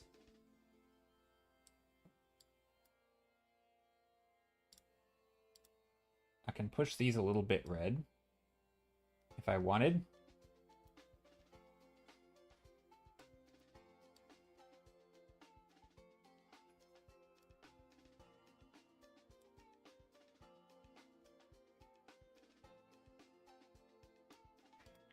I mean, relatively, I don't think I actually want it real red, but it can be.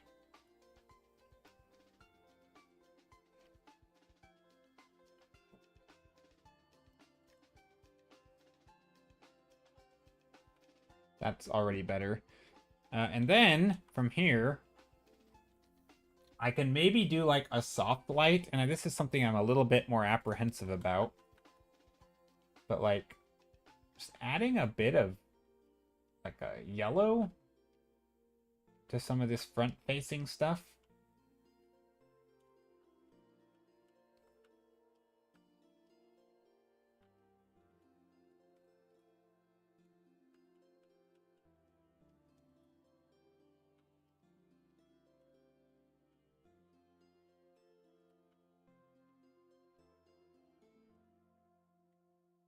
Right, just kind of trying to get some of that yellow light in here.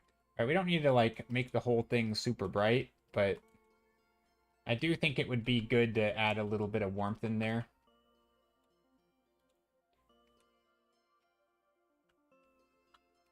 Okay, you said nothing right now, but I were doing this lantern character design you shared in your Discord yesterday. Oh, I'm sorry, I missed it. Let me take a look. Let me take a look in the old Discord. General chat. Art. Oh, is this it? Druffzilla. Here, let me disable that. Ooh, I like... Oh, this is so cool. Druffzilla, this is amazing. You're going Blender stuff. Oh, nice, Charzia. Blender is Blender's too much for me. Too high skill level. No, Blender, oh gosh, Blender is massive. There's so much to learn in Blender. Blender's super cool though. It's, yeah. I want to make more time to learn Blender. Oh, this is so good. Man, look at this. This is insane. I love this character. This is such a cool character design.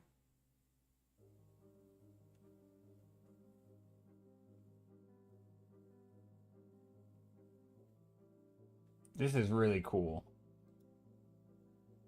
I love it. That is amazing. Dang. Teach me your ways.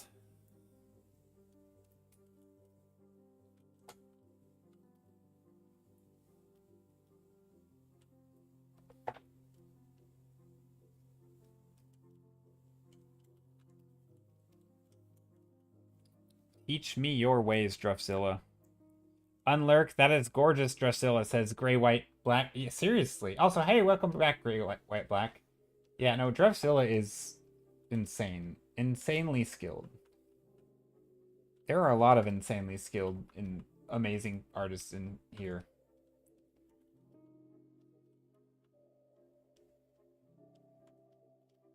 KK Mousy, hello. Okay. Sorry I'm a little low energy today. I'm just kind of noodling here. Value-wise, it's okay. Definitely need more contrast, though. Mine or yours? Mine, maybe. Or yours. I don't know, actually. Yours? Yours has good contrast. Oh, you mean like in the glowing stuff? I don't know. Maybe a little bit. You have a lot of metal, though, so, like, surely in the middle you could put little speculars and stuff if you needed. Like, I don't know. I mean, I think yours has good contrast. But yeah, maybe if you wanted, like, in some of the I don't know. I feel like the brightest spots could be reserved for, like, the shine, some of the shiny stuff. I don't know. I don't feel like you need to crank the contrast on the character itself. I don't know. I think it's pretty good, but I think that's above my pay grade to know how to push it further. In fact, that's the same stuff I struggle with on my art sometimes, is like, how do you push it that last, 10% or 5%? And I mean, I'm sure I have other issues there than that. Sure, that's not my that's not my only struggles with art, but I do think that's one of them is like that last, 5-10%. It's like I can get some of the foundational stuff down, I think. I can get some composition, I can get some design if I spend time doing it. But like, yeah, I don't know. Also, I don't know what's going on here. This is just me being tired right now.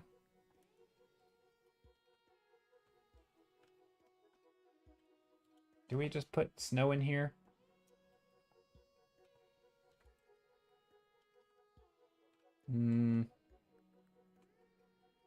Maybe.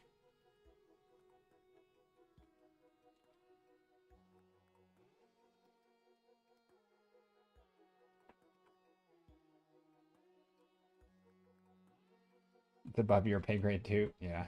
I mean, it is looking great though.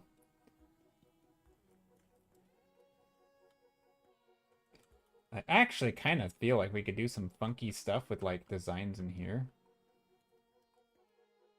Some weird geometric shapes and stuff. Just kind of look.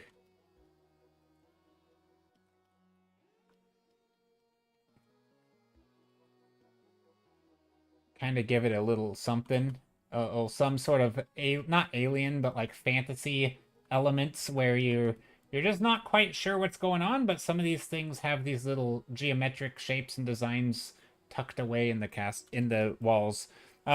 Kiki Nick says, I found a way of viewing your art you're working on in black and white within CSP. There are ways. There are like color, set it to black, right? Yeah, there are ways to do that. Right? It's the same way as doing this, so it's the same way as just toggling it with Windows. Functionally it's the same. Like there's no difference between that and that. If I turn it on while in grayscale, it stays the same. If I turn it to black and white first and do my grayscale technique, it still does the same. Yeah, it's not perfect, but the problem with that is it's very hard to like then paint, right? If I just start painting in here in black and white and I start color picking, the problem is, right, if I want to do something like this, let's just say I start tweaking it here. The problem is when I undo grayscale, I've been painting in grayscale, and that's not what I wanted, right? I wanted to be painting with the colors of the painting. So if you do it in the Windows mode, right, I make a new layer, I go Control Windows C. Now when I color pick, right, if I color pick this, and I go like that, and I color pick this, and then I go like this, right? And then I make it ungrayscale. Now this is in color, right? Or at least it's the color that I was picking, right? The blue here, the grays here, but that are also blue gray. So this is I like that method, but and for those who don't know, who are confused by what method I just did, that's it's a color filter. So you type color filters in Windows. Oh yeah, you can drop hue, saturation, luminosity. Yep, there's ways to do that. Any layer though you put on top though, you can't really color pick from, right? You have to then go in and fiddle with your settings. If you have all your layers on separate layers, it's hard to do it. But yeah, if you have color filters, this is another way. This is on Windows. This is a Windows command. This isn't even anything to do with Clip Studio. So that's super nice. You literally just make sure that's clicked.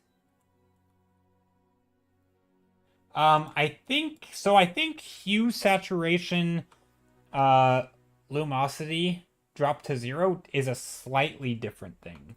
I don't think it's much. Let's try it. We can try it. Correction layer. Is that what they're called? A correction layer? Edit, tonal correction. I'll just do a new layer here. Hold on, let me delete that. We could just do a layer.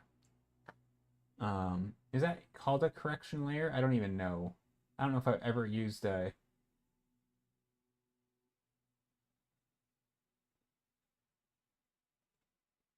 I don't know what a correction layer is, to be honest. In the layer menu. Okay. Layer. Correction layer. New correction layer. You said correction layer over top of everything. Hue, saturation, luminosity. With saturation drop to 0. Okay, yeah, it's just saturation. Yeah, it's just saturation. So I think this... No, this is the same. It's the same as what I'm doing. Nope, it's not. It's not the same as what I'm doing. Just kidding. So this is a little different. I mean, it's ever so slightly different. You can see it here. As I toggle the layer on and off, right? I'm already in grayscale. So as I toggle this layer on and off, it's changing a little bit. It's not much, though. But functionally, it's the same. But yeah, that works. My only issue with these things, though, is that you can't color pick, right? If I color pick here, it's still color picking grayscale. And so you can't, like, set it on top and forget it. Yes, I know there are color pick options to change how it color picks, but then you still need to have all your layers condensed. I think actually, that's not true. There are ways to... I stand corrected. I stand corrected. I think it was Vegas brought to my attention. There is a way to do that, to set this as a test layer. Lock layer, set to layer below. What do you do? Enable, no, not mask. Transparent pixels.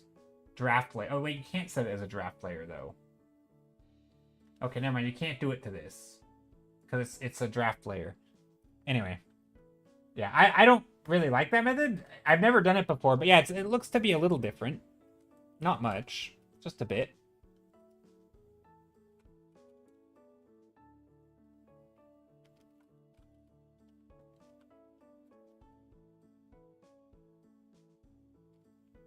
Yeah, the color filter is a neat way to do it. I thought I'd share what I found. Yeah, no, that's good. It is good to have multiple ways. Different people are gonna, like different methods of doing things, and it's definitely good to have different methods. So yeah, thank you.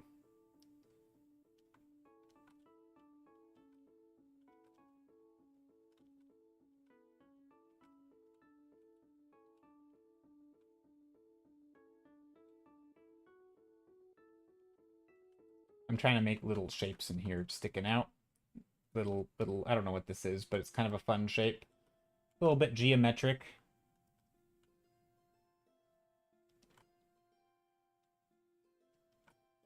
I feel like there's some fun stuff we can do with some of these.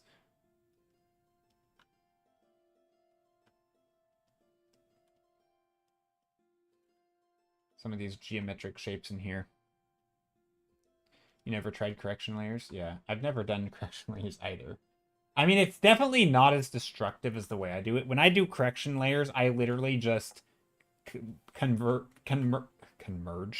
merge all of my layers, and then I just go edit tonal correction, and I just change it this way. So like I could do that, change saturation down, right?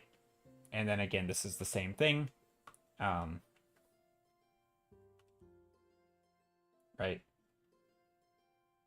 Same thing.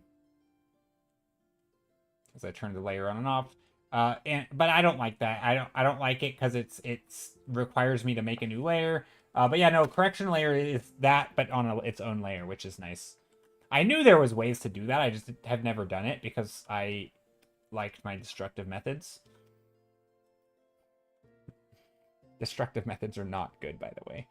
Generally speaking, a non-destructive workflow is better than a destructive one. And destructive means like it's on the layer that you're painting, versus like being its own layer or like a filter. But the reason I like destructive methods of painting is because in the early stages, it's not like you don't have to know what you're doing ahead of time. You can just you can play around with stuff, and you can paint it right on top. For late stage stuff, it's definitely better to know what you're doing and not destroy your previous work, in my opinion.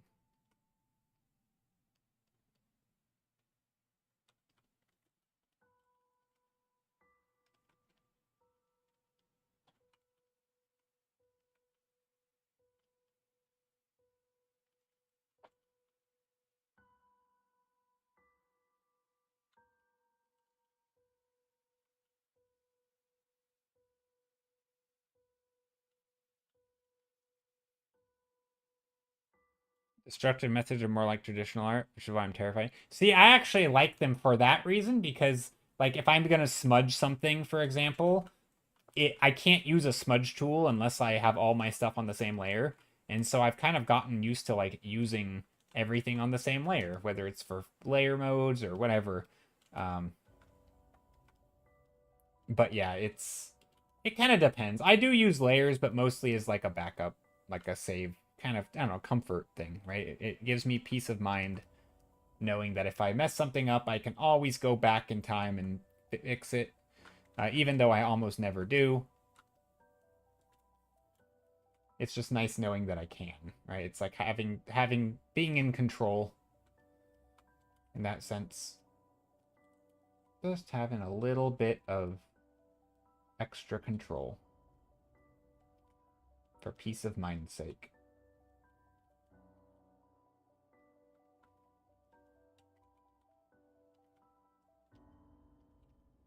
But yeah, this is kind of fun. Maybe here we put some shapes up in here, like this, in the distance. Maybe even some shapes over here,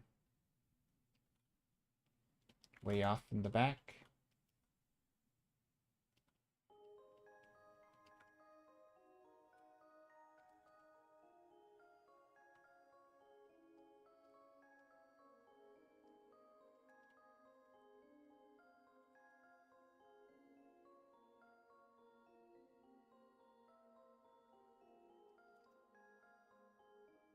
I just don't like to deal with layer management. Same.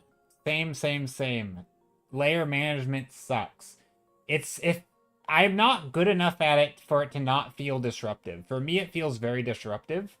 And I like being able to just like move paint around, right? I want to be able to like, oh, I don't like this. Let me, punch a hole in the middle and just start painting and not have to think like, oh, what layer do I go back to and edit stuff to make sure I can put that. If I want to put like a hole in this, I want to just be able to paint it in and be like, that's what I wanted to do, and of course I can make it on a new layer, but I'm not going back, right? There's no managing of layers. Yes, I made this on a new layer, and if I don't like it, I can delete it, but I didn't go back and edit like a line layer, then a value layer, then a color layer, then a light layer, then a shadow layer, then a bounce light. You get the point. I didn't, I don't have to go back and like edit this stuff. It's just, let me just paint on the thing and it takes a few seconds and done. So I do use layers, but I don't use it for editing. I don't have to manage them. So I have no layer management despite having layers. And that's the way that I like it. It does not make it great if you're doing like animation background or backgrounds, like as opposed to environment art or concept art. Like it's nice to be able to have editable layers. And so obviously there are some workflows and some projects that absolutely demand you to have layer management skills, right? I'm not saying don't learn layer management, do learn it, but in terms of just like a fluid workflow for like ideating and coming up with stuff and basically thinking visually, right? For visual thinking. Yeah, I find that this is extremely useful. Do I like where this is going? I think I do. I mean, there's still some weird perspective stuff going on, but overall, not too shabby. Definitely could do some more referencing here. Like what this stuff looks like. Little rocks and things. I don't know if we need this to be in detail.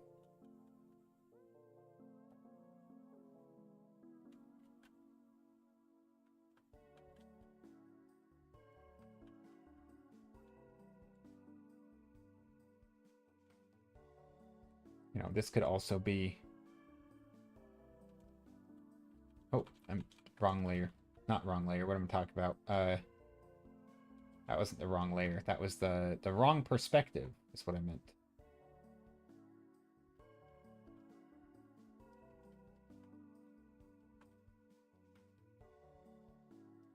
So right now I'm coming in here with like a kind of a dark color and just like basically adding some contours.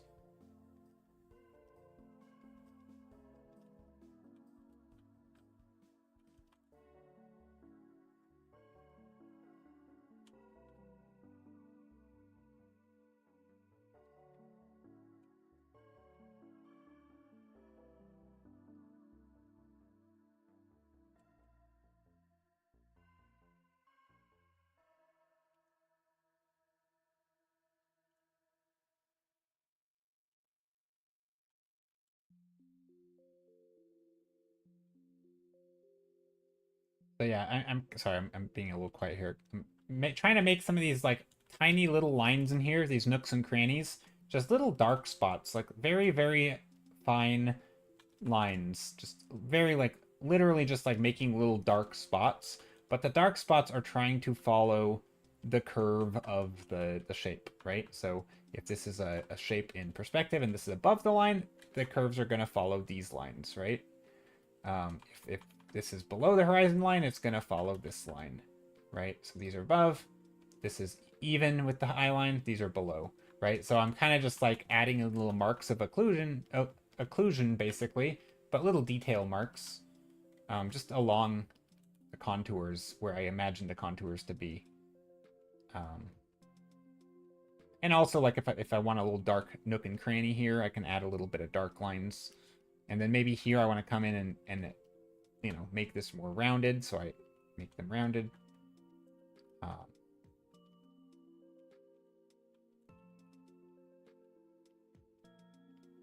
so yeah, that's something I'm doing. I like it though. I'm pretty happy with this overall. And also over here, because this is tilting towards us, I'm actually going to make these tilt down.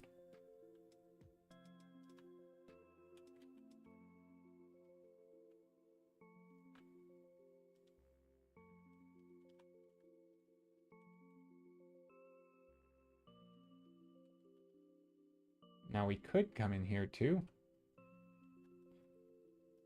What about the water? What about the water? Do I want to do anything with the water? So what's the thing in the foreground? Just random shapes similar to this. Just these random weird shapes. Just like a weird rock. I've tried to add some indications that it's the same thing that is back here. Some sort of weird uh, artifact thingy that's kind of, it has some funky shapes. Uh, Something like this. Maybe there's some lines going this way, that way. It is very man-made, yeah. Very man-made, alien-made. Yep, totally. Some carving. I'm trying to add little details in here that imply that there's other shapes that are similar. So you can see some motifs. Maybe there's another one here. Kind of fun. Just something to give like a bit of a carving to in the mountain side.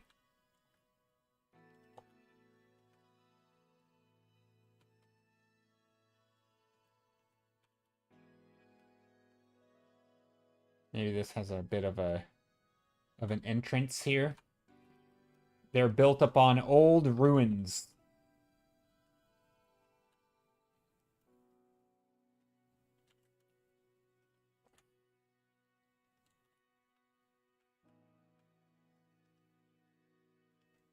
Maybe this one has a. I don't think I want to put a doorway here, but that wouldn't be too bad.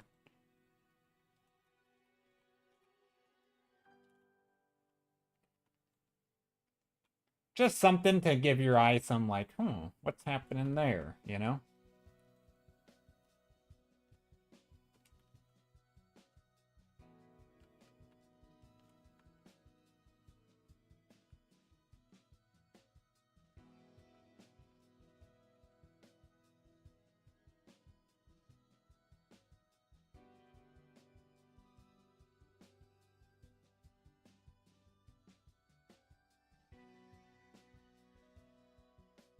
Mm,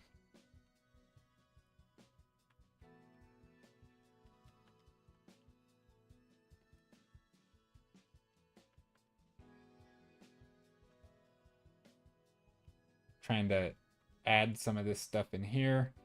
Some little dark lines in there.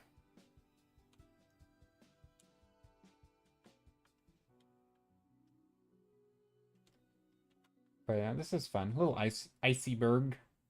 It's an icy berg. A berg of ice. I like it. There we go. Maybe a little bit of more ice in the floating.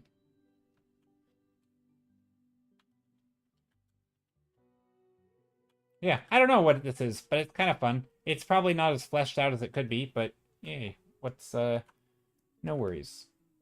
Don't need it to be.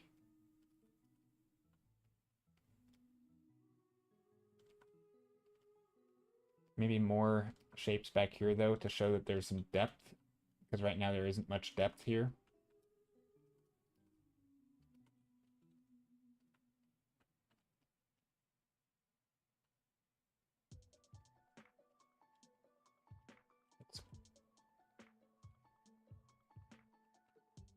This thing's a little flat.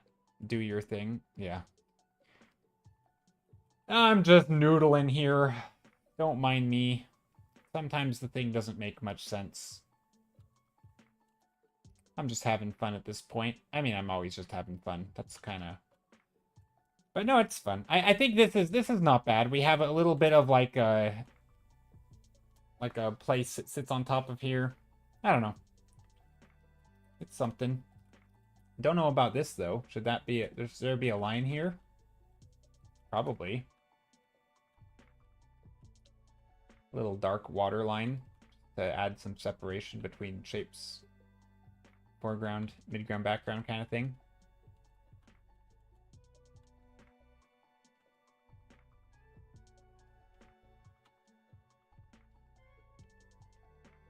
Okay, there we go. I think that's a good spot to call it finished for today, or to call it done for today. Maybe we do a little bit of like cloud coverage. I don't know.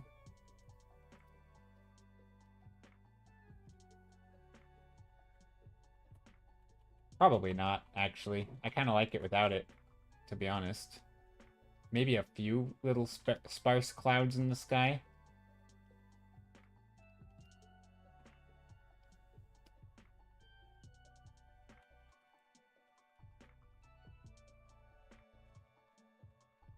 Maybe something like that. There, that's not bad. I like it. I'm happy with it. I'm a happy camper there. Yeah, the foreground thing, not really sure what that is. Don't know. Also, that probably shouldn't be so dark. Maybe that shouldn't be so dark either. There we go. All right, thanks for hanging out. If you're lurking on YouTube or on Twitch, or if you're a lurker, thanks for being here. Also, totally ignore this message. Failed to save. That's okay. We don't need it to save. We can just merge our layers, which I have a lot of them. And then we can close this. Actually, I'm going to save this. Save as.